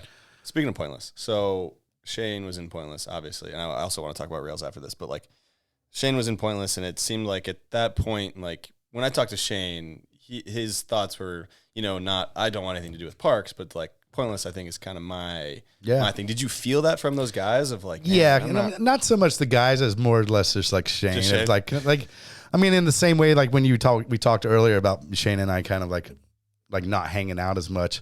Like when Shane kind of like got his own thing going. I feel like that Shane's done a great job. The last thing Shane wants is to like be like me. He probably respects me as an older brother, but like Shane's always done a great job of navigating different than like what I've done, and I think that's you can see in the way he rides, his style. You can see in his trick selection. You can see like him switching to like liquid force. I feel like had like a lot to do with that, like him just wanting to be something different than like anything except what Parks was. And I feel like that's why maybe the animosity of me not being in Pointless in the beginning when they're trying to create their own thing, and I've had success for the last 5 years, like winning contests and stuff. They're probably like, "Yo, chill, dog. Stay across the lake." You got your own thing going on, man. I mean, was that? I'm not gonna say that it hurt your feelings or anything shit like that, but were you just like, "Oh man, that's kind of a bummer"? No, they came around and it all worked out, but. Yeah, but it wasn't like there was one conversation of Shane ever being like, "Yo, fuck you, you're out. You're fucking out. This is the Pointless 8," like, or it wasn't. It was kind of, and he probably like felt like that in the beginning, and then like as we started editing and like we were building rails and like it was just organically kind of like happened. Like we're a crew, and so and I think maybe Shane, that's when maybe Shane kind of like. It's like, what we're going to do a Pointless crew with everyone down here in Polk County and everyone riding, and then Parks isn't. I think that's what Shane said. Shane was like, "We're filming with him. We're building shit with him." Yeah, like, I think in the beginning, he probably wanted it. Like maybe me not taking like having a presence within Pointless. But everything plays out. It all worked out. It all worked out. It was a fun time, man. So the editing, the whole thing, and in the garage there is pretty much it's wild, and some of the rails we had built is just so crazy. Okay, let's talk about the rails, dude, because like some of these rails, just in general, in this era of stunting, I would like to say is like these rails are fucked up. Like some of these things you guys are building are nuts. So like, where does the line with the crew of building stuff? Like, where do you draw it? Because some of these things you built are. We didn't draw anything for these rails. It's all duct tape and cinder blocks. You're just going to a hardware store and you're buying shit. That's what's going on? I mean, we are all pretty young, so no one's a construction worker by any means. I mean, we definitely got through the years, we've gotten a lot better at building rails, and Pat showed us kind of like the way. But in the beginning, we're just shooting from the hip on this shit, and we're all just teenagers not knowing what the hell we're building. Stealing picnic tables from the elementary school, bringing them back, and just going to the dump and finding like a bent kind of like rail with like maybe a little sharp and open in the front, but like the top of it was like perfect and long, and it was like too wide. So yeah, our qualifications for the materials we picked were like not up to date, and like just it makes me laugh riding around like when I was at in Lithuania for Wake Duels, and you just see how nice the rails are and like how much they flow, and you can literally just slide across these things on your face, and you're like pretty much going to be okay. Yeah. And like, which is just the texture is just so nice. Like you can just like trust it and try to, because that just wasn't like that in the past. Like you catch a random screw and your mouth is fucked up for forever. Yeah. We had a couple close calls out there. Yeah, I mean, they got a Patreon question asking just this from Josh Boyle. He's wondering, given how much you and your friends were pushing the boundaries, is there any, tricks, obstacles, rails, or anything like that where you're like, man, we got away with one here? That was man. I think Danny's fall was actually pretty gnarly. Like it was just like a up with like I think it was probably like a 20 foot gap, and like and we were hitting it probably going like 25 miles an hour, so you can make the gap really mellow up, and he just like ate this rail and just stopped like right on spot. And yeah, that one's scary. I listened to Shane's podcast, and Shane tells that story like pretty good. And, I like that. But it was gnarly. Megan Major had she hit the picnic tables pretty bad out there. I put my head through the handle one time and got dragged. That was probably like one of my gnarliest falls. Yeah, it happened. I think it happened in 98 down with Jeremy Kovac down in like West Palm. And I did a switch roll to blind. and like landed and I dropped the rope on the handle pass. But so I landed and like skidded around like to the front of the boat on my heels. And then I caught a toe edge after I dropped the handle. So as I catch my toe edge, typically you like roll. So you're not like just eating your face. So I go to roll after I catch the toe edge and then put my face right into the handle and go underneath the water. And then all of a sudden, boom, I get pulled up out of the water by my chin. I'm like under the water at this point, get yanked out of my boots. And I remember getting dragged by my chin for like 2 seconds as I'm like getting closer to the surface. And I remember like trying to push my chin up further and further to get it to like pop off my chin. And it goes, boom, and like pops off. And Jeremy said it like went like almost all the way up to the boat, like hit the back platform almost kind of like thing. And I remember sitting there, my mom had like 2 friends at Cypress Gardens that like put their head through the handle. My aunt put her head through the handle barefoot and broke her neck. She wasn't paralyzed, but she broke her neck. And then Shelly Brum was a skier back in the 80s. She put her head through the handle, broke her neck. So as I'm sitting there, the handles popped off. I'm like, my neck's broke. Like, yeah, I'm done. And I remember like before I even tried to kick, I remember it seemed like, it was so crazy. It seemed like so long. Like, and I just like kick. And I just went and I kicked up to the surface, and then my throat swelled up. My tongue was like super, I couldn't like swallow. But like I dodged a bullet on that one. Like that was gnarly. Head through the handle's scary. I never done a switch roll to blind since. Actually? No, I said fuck that. You can have it. You take that one. It wasn't meant to be. That's for sure. Rail riding. Do you think we should bring back some rails on the Pro Wakeboard Tour? What are your thoughts? No rails. No, I think boat riding's like good, the format where it's at, because it's so hard, and it's so, that the moves they're doing are so technical. To even like dilute it with a shitty fucking backlip or like whatever they're gonna I mean, I don't think there's a reason why it faded out, and it was good in the time. I'm not saying I hated it at the time, because I think it was great at the time. The crowd loved seeing some spectacle. Crowd loved seeing some. Yeah, and there wasn't 2.0. There wasn't like cable rails wasn't as in 2003 wasn't as big a deal. So hitting rails on like behind the boat and on a Sea-Doo was like pretty accepted and common, you know. Yeah. So it kind of made sense. I'm sure the tour hated towing all those rails around the tour and stuff. Well, as long as you put a big ad on the side, I feel like they'd like it. That's true. Yeah. But yeah, I think this faded out for a reason. And it's too segregated now too. What do you think? I don't know, man. I go back and forth. I think it would be cool. I think it just adds a whole nother like dynamic to a spectator who doesn't know what they're looking at. And that's, to me, like what's pretty cool about it. But how much do you sacrifice? Do you give it to the spectator watching it as opposed to like taking away from these guys training, like doing like the hardest moves, and now we're going to drag a rainbow rail and see. Now we're going to judge. I'm going to do a 270 off of who does a better one out of Raph and Corey. Yeah, that's the other side of the argument where it's like, I don't know. Like that's why I'm conflicted, because like I think what would be cool is to have it be like close to shore and have the spectators see it, but then it's also like, yeah, these guys are training on wakes on boards that are made for just the wake. What are they going to take this board onto like this big piece of plastic? It wouldn't be a big deal, but like, yeah, for a shitty back lip, like, I mean, is that what we're going for? I don't know, but I just know that a lot of the boat riders are rail riders, so it's like, I mean, yeah. I don't know. I think bring back the kicker contest. That should be a thing for sure. Get I like that. Dean Smith, I like big that. old backside. I like that. I like that. Yeah, like that was that was the best, man. I think that was the beautiful thing about the Pro Tour back in the day, is like there was always a double up contest. There was always a kicker contest, like on that Friday or Saturday night, which made everyone like fly in like early, and like made everyone like, oh, the contest is over. What are we doing now? Kind of like thing, to where like it's almost like the contest is over and everyone kind of goes back to the hotel, and kind of like it was just fun, like to having like some random kicker double up contest at night, and well, that stuff translates so well, and like maybe I'm wrong here, but it translates so well to the uneducated viewer, because like if you see like a down and back with four tricks, like no one really is gonna understand outside of a couple wake nerds like what's going on. Like they're not really gonna even know who wins, because like, oh, he did a spinny spin, he did a flip, right. Like I don't really know what's going on, but like the kicker, it's like he went fucking huge. He's right offshore because you can put the kicker wherever you want. Yeah.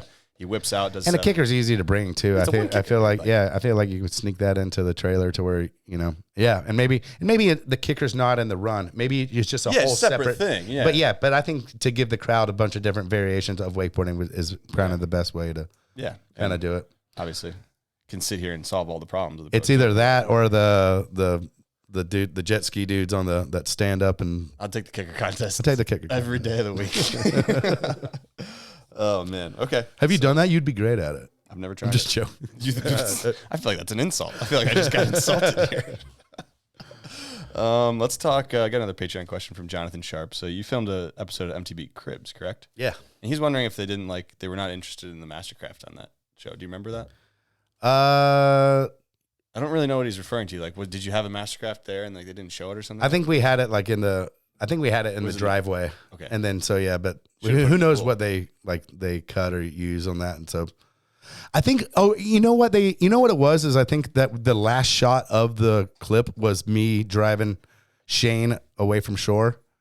Okay. And so I don't think they wanted the continuity of having the boat, like us That talking makes the boat and then like us having the boat to like do the last shot. That makes Doesn't sense. make sense. I don't know. We probably should have like got in the boat and kind of like this is our office and True. it was a crazy day. It was MTV Cribs. yeah. It was it's a full day. I would imagine. Yeah, they have like a whole crew like come in and like you pretty much like do they get there and they fill every light bulb that's out in the house. Like they like make sure you turn on all the lights. Yeah, which is kind of nice. And then I like painted the walls, got all new furniture. I was like, dude, they're doing cribs at the house. Like I just moved in. I was like, Shane was living with me. I was like, Shane, we gotta make this place sick. Gotta make this place sick, dude. And so we did a lot of work to like get the house sick, and then we do the whole walkthrough and then they go through and like shoot like everything we talk about. They're like, it was really weird. They had this dude and he does this like whole breathing thing where he's like, so when they shoot the fridge, he has a whole like little dolly kind of thing. He's going,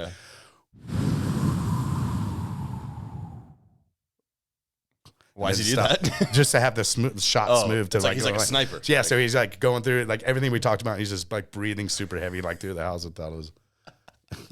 Do you get paid for that? Did they give you, or is it just like promotion? For No, we didn't get paid for that. I mean, it'd be fun though. We shouldn't get paid for that. We actually killed the whole show idea. Really, like if you actually think about it, Shane and I were the last season of Cribs, the last episode, and the last section of all Cribs.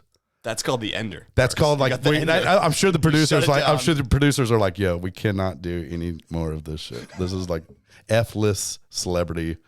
We're done. This is a throw in the towel. So Shane and I take much pride in killing the whole MTV Cribs franchise. But I heard they got it fired back up. Probably, but that's sick to be the last one. I mean, Get out of awesome. here. We're done. You're done. I mean, I remember looking at Shane. And I was like, they can't possibly do anyone after. Like, this has got to be the bottom of the barrel. Like, what do you do after this? Like, thanks for coming out. God bless you. Good night. Oh man! All right, we got a segment called "Deserve Some Love" presented by Driftline. So Driftline makes the best boardies on the market. They got a wetsuit liner, keep you warm, keep you protected. Use code GRAB15 for 15% off. They also make sun shirts and stuff. But Deserve Some Love is an opportunity for you to give love to somebody that maybe didn't get the recognition or love they deserved throughout your career. So it could be a writer, filmer, photographer, family member, anyone. I'll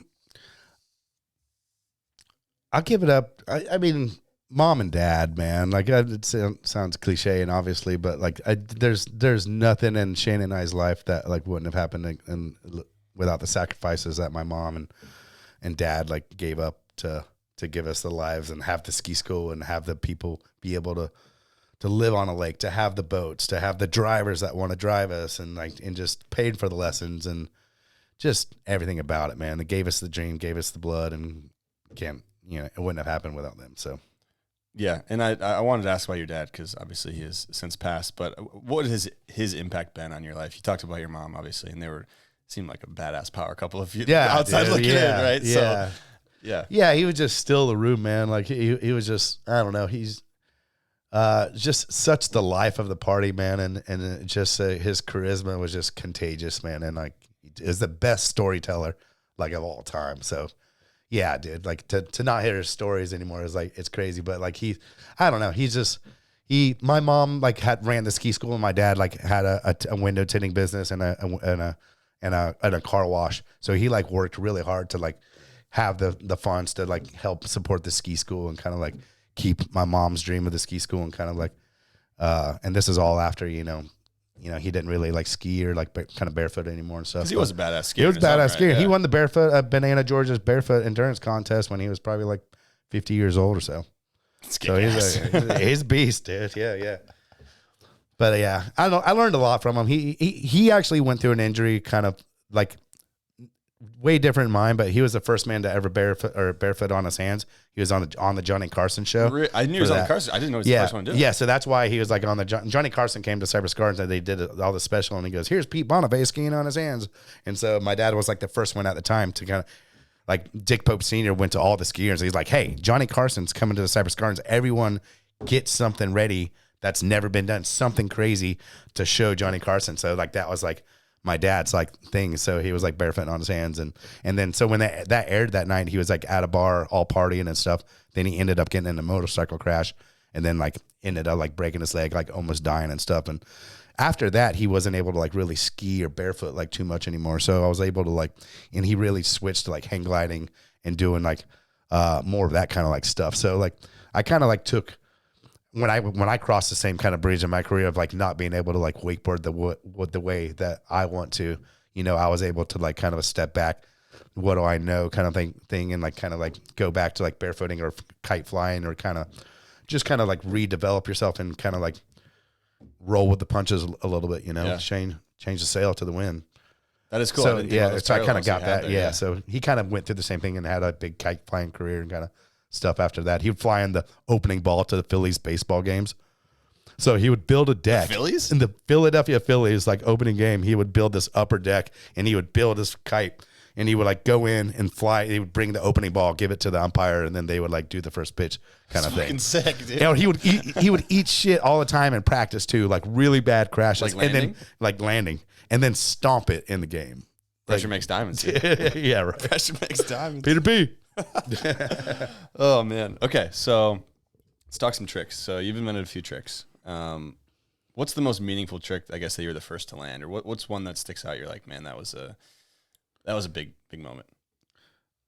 The Chromo was kind of like one of the first ones that I kind of like invented at the time.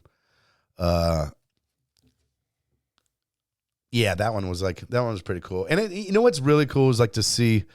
It gives me such a warm feeling, like when I watch like Pedro do like a double chromo, and like that's to see how far like the variations of like the some of the tricks I've been, and I just added a 180 onto a scarecrow, which was invented by like CC Roberts and Brandon Meek. So it wasn't like I like designed the wheel or anything. I just kind of like progressed it. But that's what it's about, man. It's just like they did that.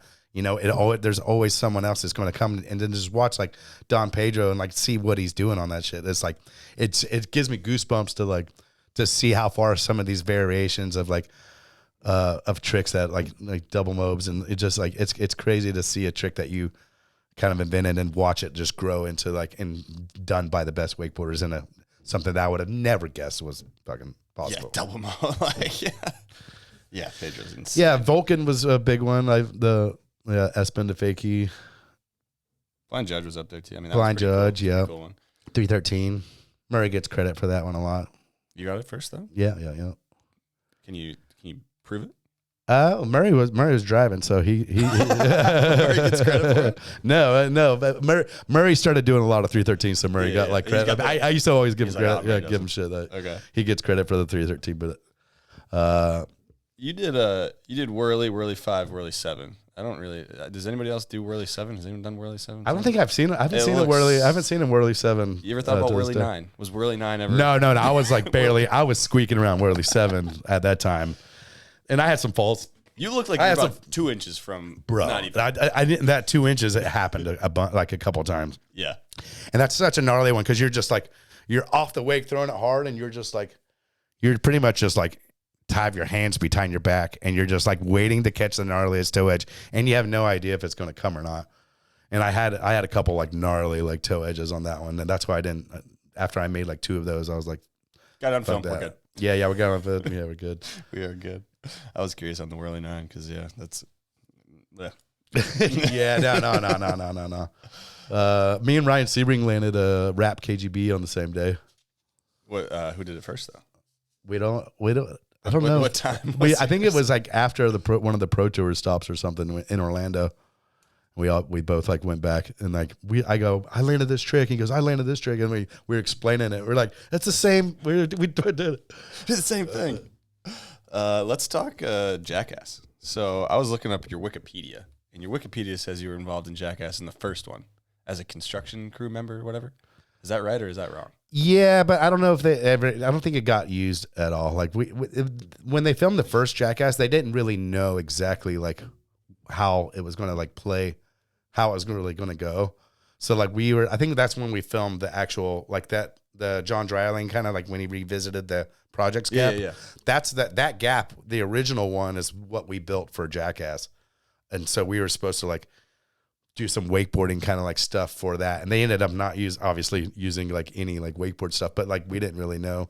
And they were filming like everything out at the projects. Like the Jackass one, I mean, a lot of the Jackasses they filmed like, except for the last one, I think all three of them, they filmed like a lot of this. Anytime they came to Florida and they needed like a bunch of like room and land to kind of like do some crazy shit, like they filmed a lot of the project. So how did you get involved with the Jackass guys? Like, how does that start and progress? I kind of met him like the first time like out there, but I didn't really meet like Jeff Tremaine or like a lot of the crew. We didn't really get to like, I mean, maybe Pat and them, but me personally, we were just there for the wakeboard stuff. Yeah. So I didn't really get to like, I knew they were filming. We saw them filming, but I never really got to meet them. I kind of like, that kind of happened through Travis Pastrana. Like after wakeboarding was not in the X Games anymore in like 2005, I would still go out to LA and like go and like hang out at X Games, hang with Trav and go to the after parties and kind of just like stay in that industry a little bit. And so, and just became like through some of those years, I became good friends with Travis. And then when Travis filmed the Nitro Circus show for MTV, he invited me to come do some of the water stunts for Nitro Circus on MTV. And then the director for the MTV show was Jeff Tremaine from Jackass. And so that's like when we became like better friends with like Jeff Tremaine and like the sound crew, the lighting dudes, like they're all the same crew from Jackass that was filming the Nitro Circus stuff. So I became like not just a Nitro cast, but like I became like family and good friends with like the sound crew and then like Jeff Tremaine and all the guys from that. So like when they started to film like Jackass 3, that's when we did the blob chicken thing. So he was like, all right, we're going back to Orlando. And so, you know, it's kind of from Nitro Circus and kind of like the MTV show because he directed that. Yeah. That I became like friends with like Jeff Tremaine. And, all kind of evolved and progressed slowly. Yeah. Yeah. That's cool. That's it. What's it like being on set when they're filming Jackass stuff? Because it's crazy, man. Because you never really know what's going to happen. Like they're going to. Because they're pranking each other all the time. They're kind of pranking each other the whole time. So you never really like. I was eating lunch one day and they threw like a big yellow rat snake on my. This is the same day that Bam like fell through the floor of the loading bus kind of thing in the snake pit. Oh, and he's the biggest. Scared of the snakes. The biggest. Well, yeah, but this one was like super gnarly because he like was like he. I've never heard like a human being kind of like make these. Like he was over like so over it like to where you heard his voice change. Like guys, like get me out of here. Yeah. I'm like done. Like and like you're like everyone's around like listening to him just yell and you're like you got to be quiet and you're just like listening to it. So there's a lot of snakes on set that day. And then when I was eating lunch, they threw a big rat snake on my fucking neck, and I'm not a snake fan either. I mean, I love snakes. I was about to say you. I know. I love snakes. Yeah, I love snakes. I've come a long way. I can handle them now. I got 3 at my house. Yeah, but snakes. Yeah, that's where Bam got because he's like, I hate snakes. Exactly. You say that in front of that crew. Yeah, it's fun hanging with that crew. When we filmed the Jackass 4 stuff for forever, and we did the rocket powered backpack thing, like hanging at the hotel with like Preston and Wee Man and Dave England and Danger Aaron, those guys, like to hear those dudes like get some cocktails going and then just start reminiscing stories. It's like it's got to be unreal. It's unreal, dude, because like they're such good storytellers and they're so animated and the shit they're talking about, you know exactly because you've watched it, so you know. Oh, when we were filming Wild Boys, you remember we were in Africa and like that. You're just like, oh, I remember this scene. I remember like Cheetah from that. More context. Yeah, so you're now, like, yeah, it's so sick to have those dudes like listen to them just like riff on old memories. Oh man, that's gotta be wild. Let's talk some sponsors, I guess, because did you ever have an agent when you were in your career? Not really. I had the family for a while. Then I don't really know what. Yeah, I didn't really have like really too many agents. That official agent. I honestly, back to the Raph Derome question. That's probably one thing that I regret. I wish I would have had like an agent through my career, kind of, especially in the later part, like kind of like almost like the last like 15 years, probably. Like when I haven't been competing, would have been nice to kind of like have an agent kind of go to bat for you and kind of leverage your notoriety and all that stuff. Yeah. Too, so let's talk Ronix, because we kind of skipped over it, but Ronix. It was a big deal when it happened. A huge deal, I would say, actually, because like Paul and everybody split off, did their own crew, square one, basically. I guess run through those moments of, what is it, 2006, 2005 is probably when you're hearing about it. Yeah. That's a huge deal. You're on Hyperlite. They're breaking off, doing their own thing. Like, you're involved. How does this progress? Yeah, it's really weird. It was a really awkward, weird time, because keep in mind, I'm like hurt now from this is right before the surgery, kind of like, or the infection kind of thing. So yeah, we knew it was leaving, and we knew it was like pulling the, like, almost just like some of the, we kind of knew like Danny and kind of like, and Chad was like going, but I still like had like a Hyperlite deal. So I was just like, it was just like this weird kind of like time of like, of not knowing. Like I've always wanted to go with Ronix, and I think I told Paul, I was like, man, it felt like if I stayed with Hyperlite, it felt like that would be leaving, like you, like just staying would be leaving. Yeah. Which just didn't seem right in my mind. So I told Paul that I was like, whatever, like I'm in, like whatever. And it was a sketchy time. This is like right at the recession. This is like the floor just fell out from the housing market. Like I'm just like moving to Claremont, like dealing with a knee injury. And so, yeah, it was just a lot of variables on a crazy time to like start a whole new company. But honestly, I trusted Brian Gardner and Herb O'Brien and Paul, so like just to the core. Like after what they did for my career and like the run that I just had with them on Hyperlite and all the memories at Radar and Counterfeit This and all the videos and Welcome and everything that we've done, all the boards and everything. I was just like, that's what it's like. Just in my eyes, like all these memories and stuff. I was like, there's no way I'm staying with Hyperlite.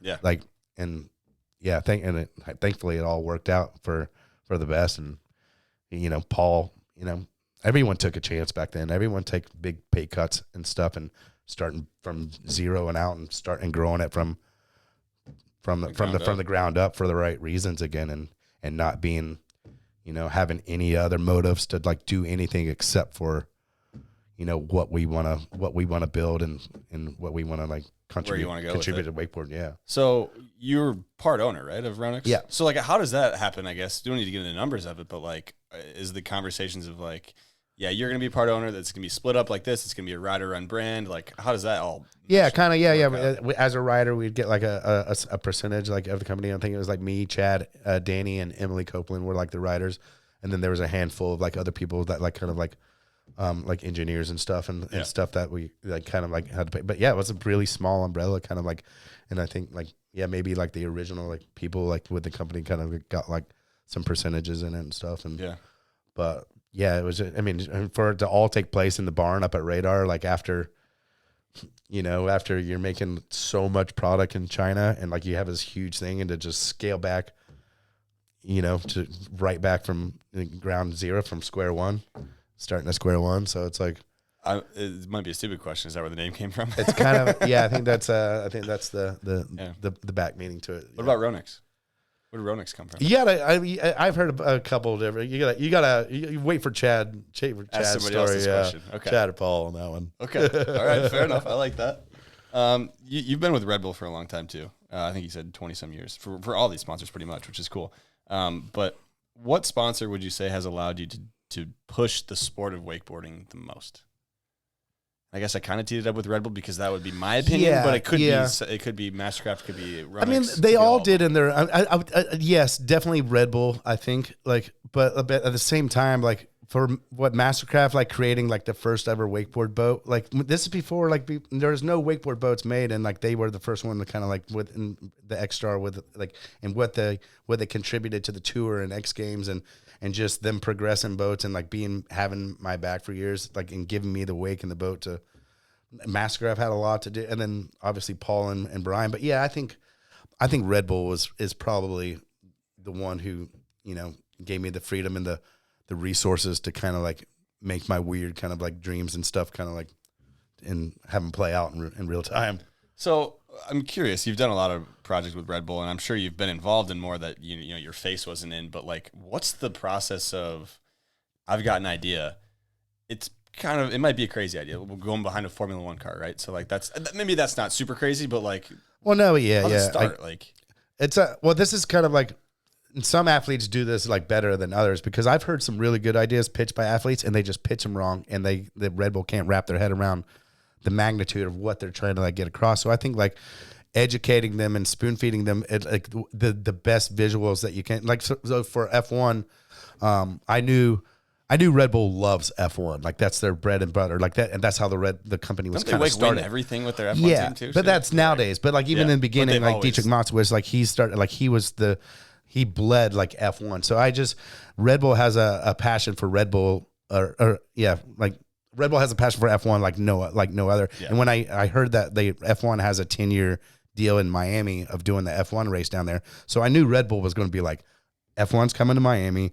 We're going to like they do I don't know if you've seen like other edits, but they do insane edits like with F1 and like in Dominican Republic or wherever. They do all these crazy, any locations they do this like kind of like edit.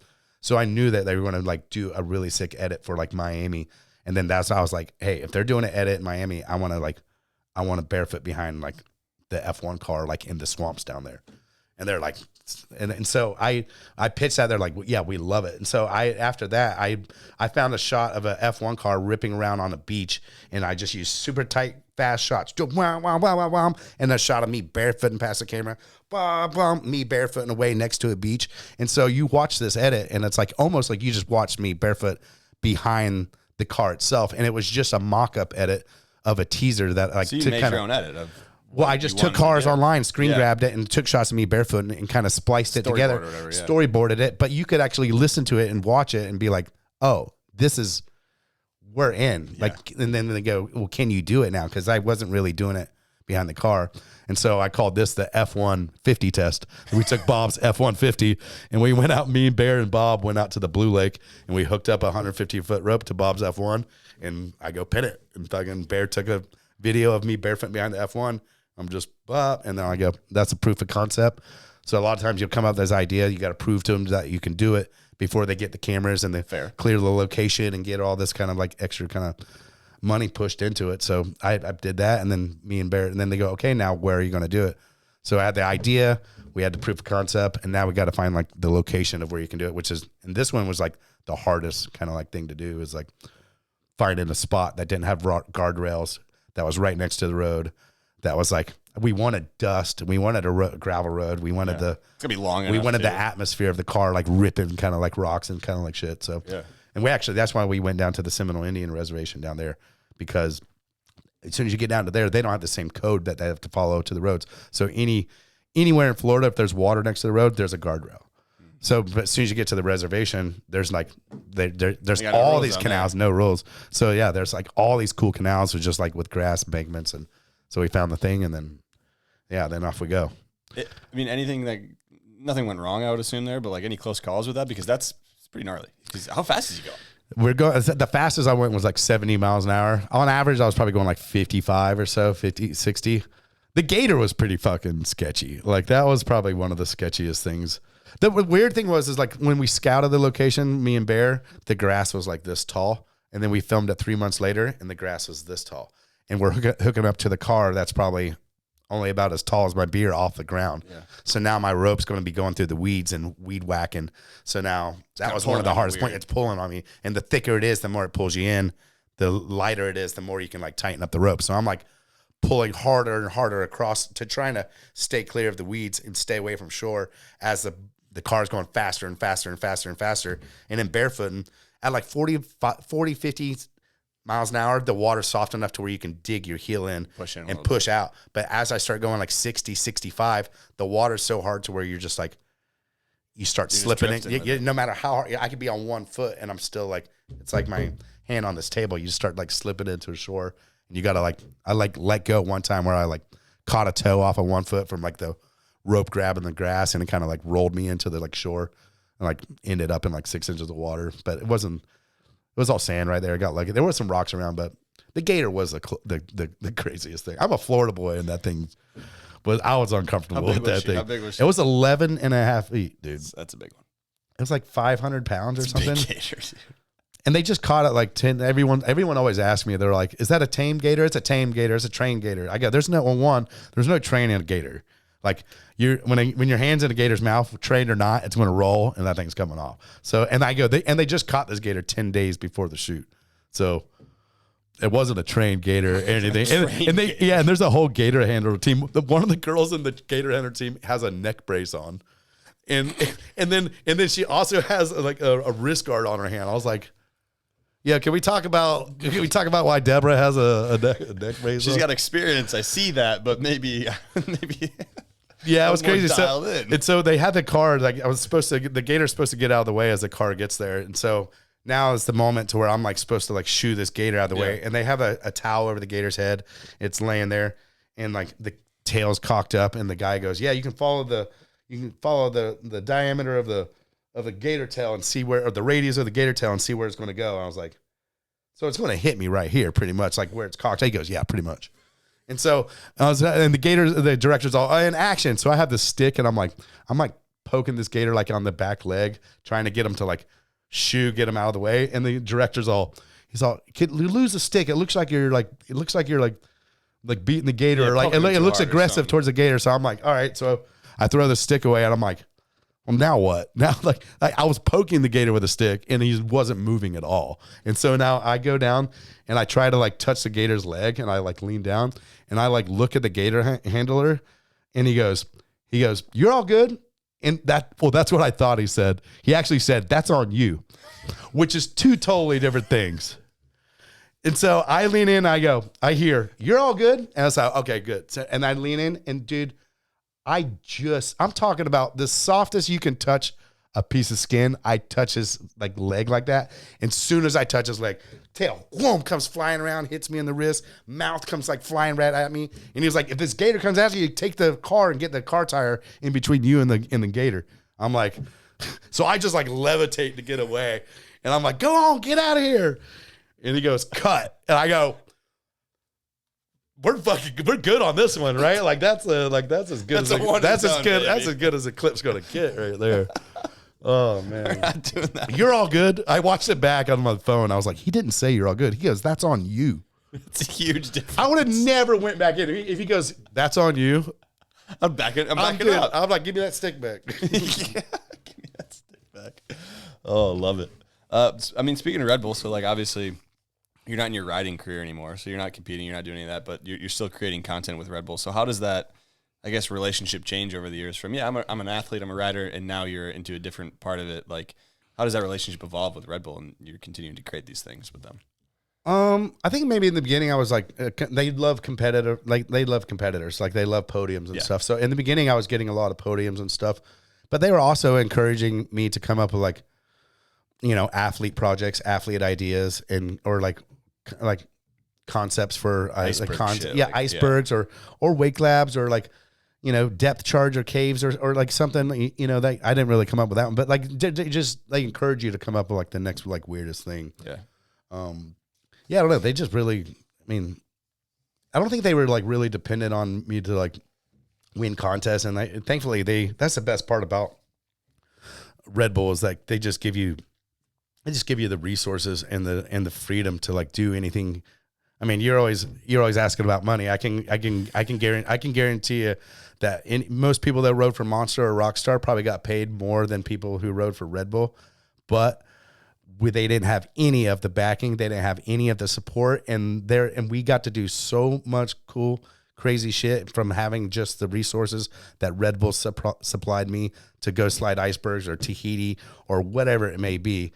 And, you know, like, and I would take less money all day to have true backing and lifetime kind of like backing to like kind of like execute all these things, man. And I wouldn't trade any memory of those for like any amount of money. But figures, dude. And I mean, the proof is in the pudding with, I feel like Red Bull as a brand, like we don't have to talk about them too much, but like it worked. It has worked. Like what they've done has worked. I think with Apple, and you can mention them with a couple, maybe another, like they've rewrote the book on like what modern day marketing is. You know, I think like Apple did the same, like in the beginning for like a lot of that stuff. But I think like Red Bull's kind of like just came up with their own chemistry, their own rationale for how much they're going to spend on marketing compared to how much they're going to make as a company. And like, it's just really cool to see, like, I mean, that it actually come to fruition and like, and it works. And, you know, Red Bull's an awesome company, a smart company. And then, you know, the world changes so often. Red Bull does a really good job of like staying with the times, evolving with social media and kind of like learning to play the game, you know? Yeah, they play the game very well. And I think they've also, like, I was talking to Jake Pilat about this, and it's just like they have one of the strongest brand names out there of any brand ever to exist. Like 100%. You see the Red Bull logo, like, you know, you trust that it's gonna be cool shit. Like, you know, something's good to get. Like, what would we do without Red Bull, man? Like, I mean, wakeboarding and action sports in itself, man. It's like, it's crazy to like really.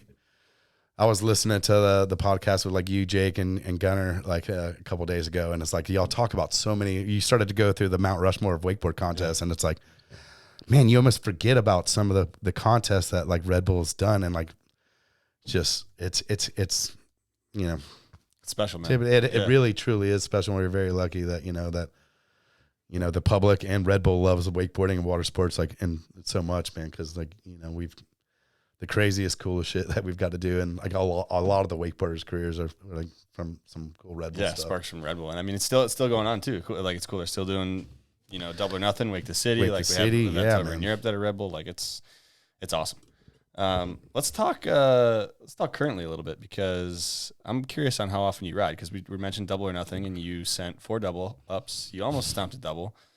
How often do you ride? I'd say a wakeboard. How often do you ride a wakeboard? I'd say like once every couple months or so. I would not too often, but try to get out there. I go up to Valdosta sometimes. I've made a few 4 trips up there, and that's a fun cable to ride. I ride at Lake Ronix on that cable sometimes on the dealer set up there. I haven't really ridden the back setup too often lately, but not as much as I'd like to. Like, but I've been wake skating a little bit, like behind the sea, dude. Paige my fiance, she loves the wake skate, so we get out there and like, so we get her and some of her friends. We call it Claremont All Girls Wake Skate Camp, and so I go out there, and then Grub came up. He goes, "What are you teaching them? Some like shove-its and stuff?" I go, "No, we always look for the glassy part of the lake, and we're teaching them high speed whips. Right now, high speed whips into like long."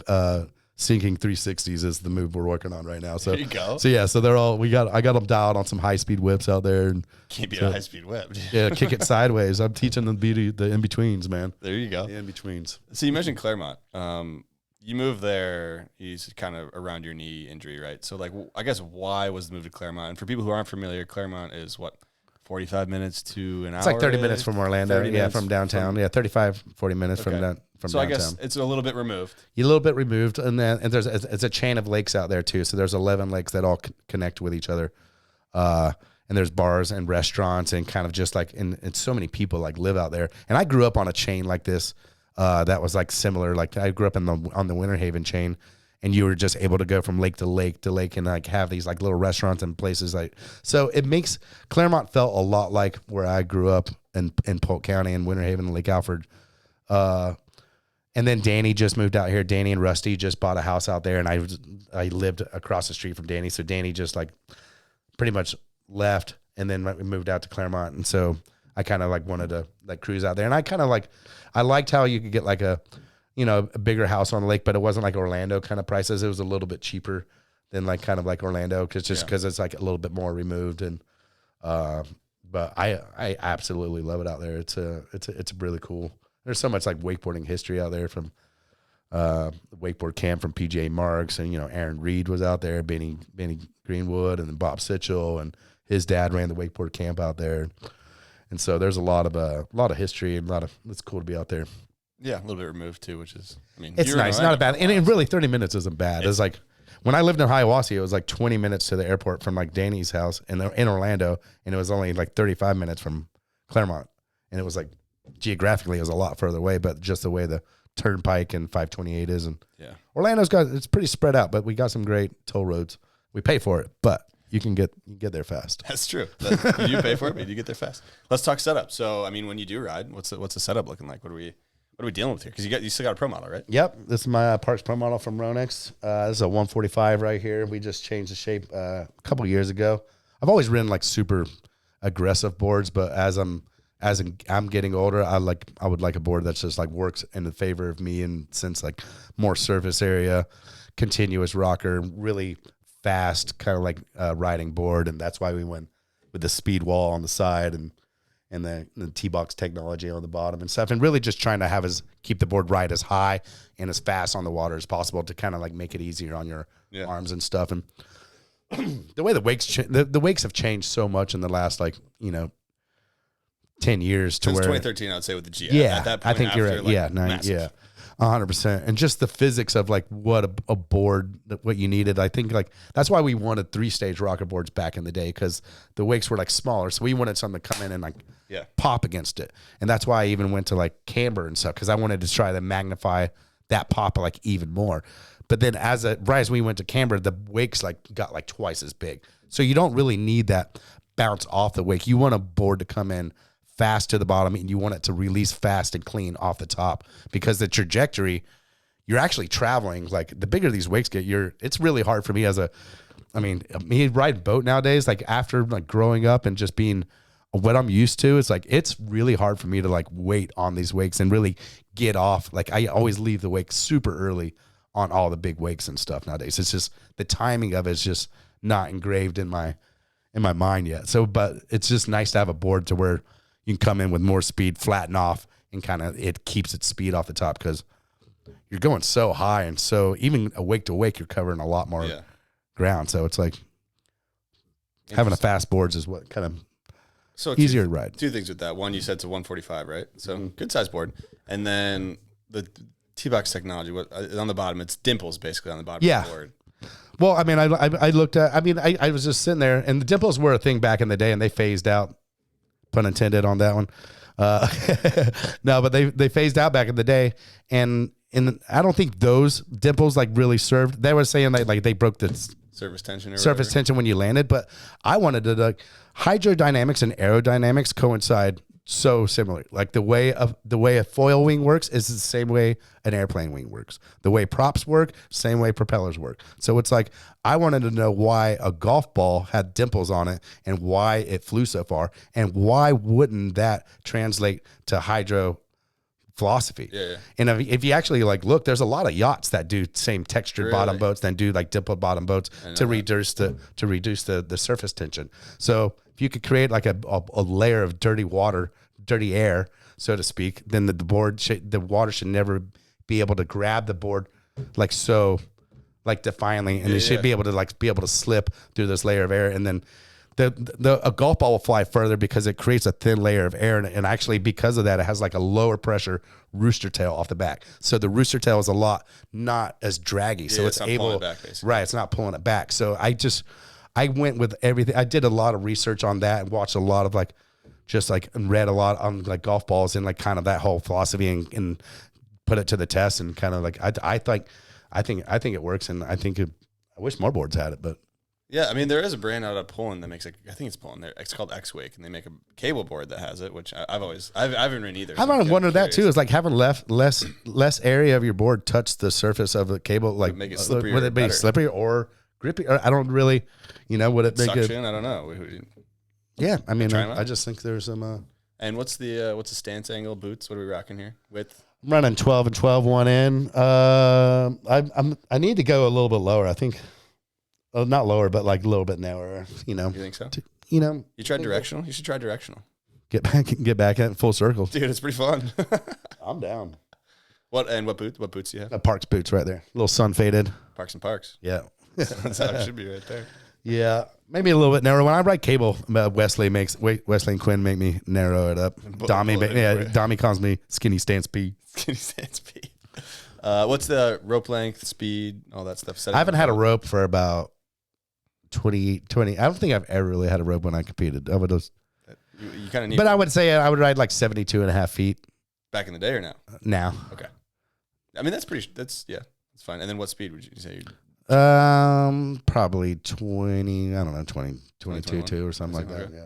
I don't know. I honestly, I've had some sets recently to where like, the wake's not like super big, and I've been on like a not my boat, like a little bit smaller boat, and like shorten the rope up to like 50 feet and slow the boat down to like 18, 19 miles an hour is a vibe, dude. It is really, Murray's like, it is really fun. Dude. Yeah. Right. Murray knows. Murray gets it. Yeah. He's right with all that stuff. So. It's really fun to do. It takes the edge off of it because everyone's just, feel like as you get older, and I've talked to like a lot of people who still like try to ride and stuff, and it's like, the pressure of like riding and like trying to prove to yourself or people in the boat or whatever that that you're as good as the last set you took is like something as you get older, it's not going to work in your favor. If you try to stick to like what you've always done and then like never accept like that father time is that's why I just think you can simplify things down and just find the in-betweens, man. Sometimes it's just connecting with transition or leaning down and touching the water, your fingertips, or watching the bubbles go by. It's like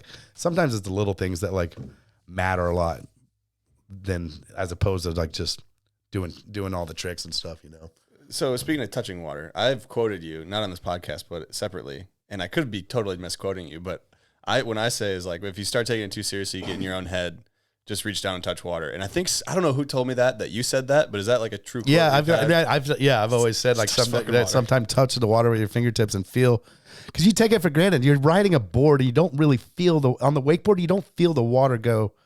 You have badass boots on. Yeah, there's another piece of fiberglass, but sometimes just to look at your reflection in the water and like touch it and just find the glassiest thing and just like, it's the little things that like, and that's why we all really started anyways, is like to have fun. I remember like being on a like kneeboard or skis and just like looking at the water, like the bubbles just go by you. Like, and I watch kids ride kneeboards and like, they're just like, they do the same. They're just like, you watch a kid get up on a kneeboard or inner tube and they're just like, they're literally watching the water go by fast and like just trying to touch it. Like, it's like, and that's what it's about. And thank God it turns into this crazy career and shit, but like that's like sometimes cool. It's sometimes simplifying it down. I call it the in-betweens, man, because everyone's so worried about the pass and going down, but when the boat turns around and you're near lily pads or you're near where the wake stands up a little steeper, I don't know, like take the high-speed whip and send a power slide and let the raindrops hit you on the face, man. 100% totally agree. And I think that's something to keep in mind. And also with the shorter rope length and the slower boat speed, like there's no rules of this shit. So like do whatever you want. Yeah, I feel like you always try to prove to yourself that you're as good as you. Just like prove to yourself how much fun you can have. That's exactly. Come on. That's all we're doing out here. Where do you see the future of wakeboarding going? Because I mean, you've been around since basically the beginning. Where do you see, I guess where we're at now, and then where do you see the future going? Because you're still very involved. Yeah, man. That's a good question. I think, thankfully, wakeboarding has so many different genres now.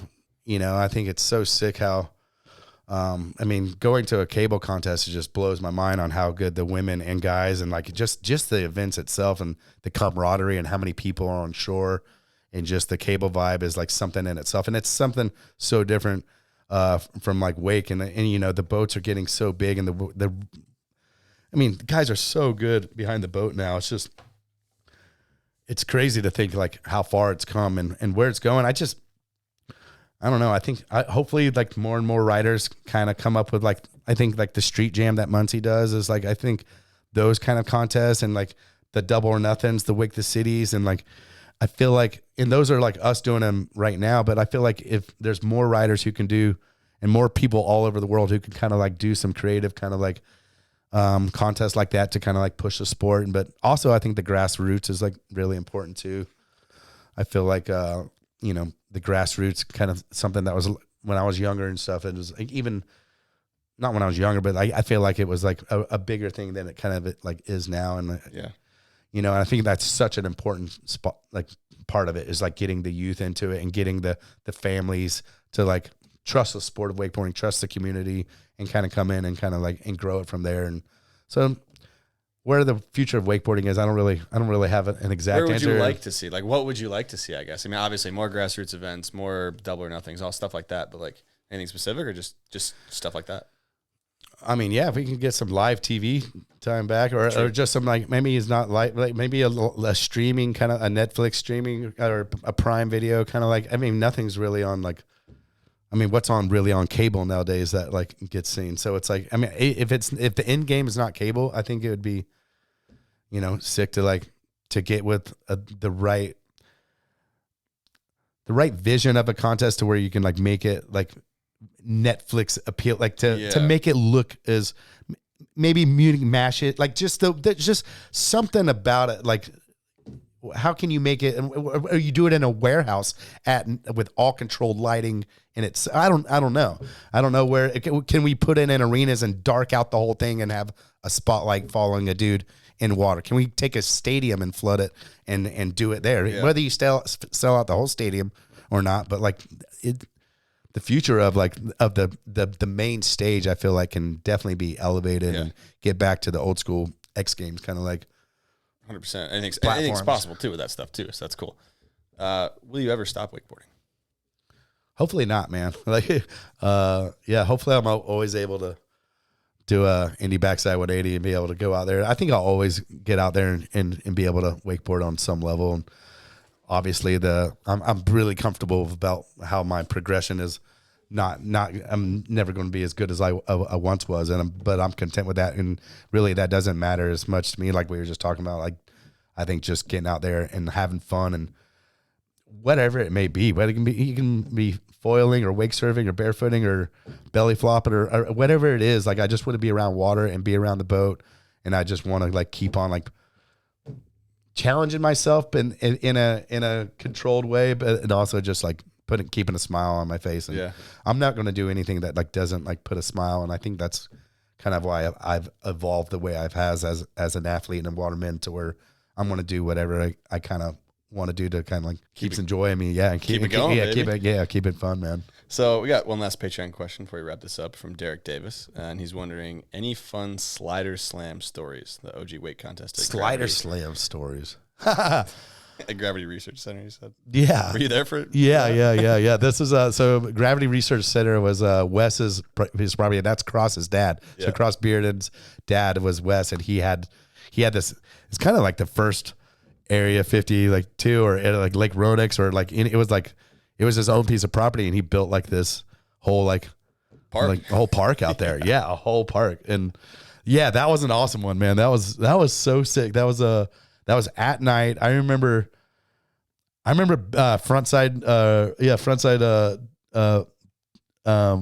450 and this huge old gap, which is like a 30-foot like it was like a kicker to like a down rail, and it was at night, and it was probably like probably like 30 feet. Yeah. And man, Cross, I remember seeing some pictures of me and Cross when we were like, he was like super little then. I think I remember Pat Panaka's maybe burning a wakeboard. Burning a wakeboard? Sorry, Pat. Oh man. I mean, I guess before we wrap it up, like, what are you up to now? What are you doing these days? Because obviously you're doing projects. You announced RedBull Wake the City. You're still traveling a lot. You went to RedBull Wake Duel. Like, what are you doing? Kind of. Somehow I'm still staying busy, like doing, like getting to travel the world, doing what I love, man. And yeah, I just love like that RedBull sends me to wake duels, and I get to like announce that, and like same for like Wake the City. And I've been like commentating with Alexis Gore and Dano doing the pro tour and stuff. So stay involved with it like that. Yeah, I don't know. Still trying to come up with the next craziest thing and not get hurt doing it. It's kind of the very true. Yeah, like I don't know. We just did like the heli toe thing, and so yeah, I don't know. Still trying to have fun and stay on the water. And I just got engaged this past year, so I'm getting married next year. Congrats. Yeah, shout out Paige. And I just got a new dog, new party. So now we've had a dog for a year now. So moving on up, man. Yeah. Moving forward, moving up. No, I guess before we wrap it up, I mean, I was curious how you've transitioned from being an athlete to, I mean, I guess still technically an athlete, you could say, because you're doing athletic shit. Finding an F1 car, it's pretty athletic if you're asking me, but like. You could say ambassador, maybe. Ambassador, sure. Like, I guess, how has that transition been? I mean, it seems like it's gone pretty smoothly from the outside looking in. Has it been smoothly from your side of the table? Yeah, man, it's been great. Like it's been nice that like my sponsors have had my back through all this time, and I didn't take that for granted because some careers, like as soon as a contest career dies, it's like the sponsorship ends, and thankfully I've been with like from Masscraft and Ronix and RedBull for so long, over 20 years, that like they still just naturally have my back, and kind of it's just made that transition so nice to where like I can not feel like I have to like keep pushing my knees or try to like do some stuff. I can kind of like organically do it, whether it be through double or nothings or heli toes or F1s or, I don't know. It's crazy. It's hard to do. And there's no real script on like how to retire kind of like thing, it's like, it's hard to do, but I don't know. I'm just thankful I've had the chances and the backing and everyone behind me, man. It's been a wild ride. 100%, man. I mean, before we wrap this up, is there anybody you want to thank or anything else you want to touch on here? Went through a lot. Yeah, could go through more, but yeah. Well, hopefully I'll be back, man. I didn't bring something. I didn't bring something to the wall. There's a lot of good memorabilia up here, so I can bring you something. I'm sure there's something you can have. Yeah, there's a lot of people. Thanks. I mean, obviously the sponsors and fans and family and mom and dad and stuff. I don't know, man.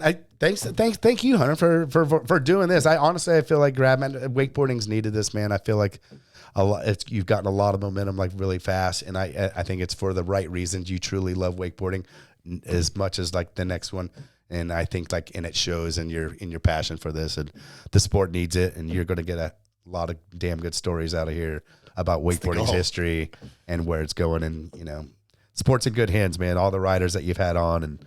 Everyone, even the older dudes, and it's great, man, to learning about the history and stuff. And you don't know where you're going to go until you know where you've been, man. And I'm a history buff, dude. I've watched, I've loved the Dogtown riding giants. Like I've watched every World War II documentary. I like the history of Cypress Gardens. I'm a history guru, so I appreciate you like going down memory lane with a lot of these riders and getting their stories, because all the young kids should definitely know where the sport came from and why we're doing.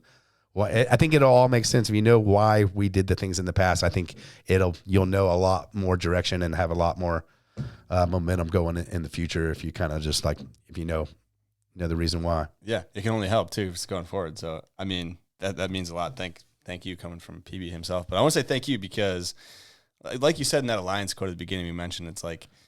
Wakeboarding's giving you everything, and wakeboarding's giving a lot of people a lot of things. But a lot of people can just say, "Hey, I'm done." I'm not gonna name names, but people can just say, hey, "I'm done leaving." I don't, and you don't owe anything to wakeboarding. Nobody really owes anything to wakeboarding. Wakeboarding doesn't owe anything to anybody else either.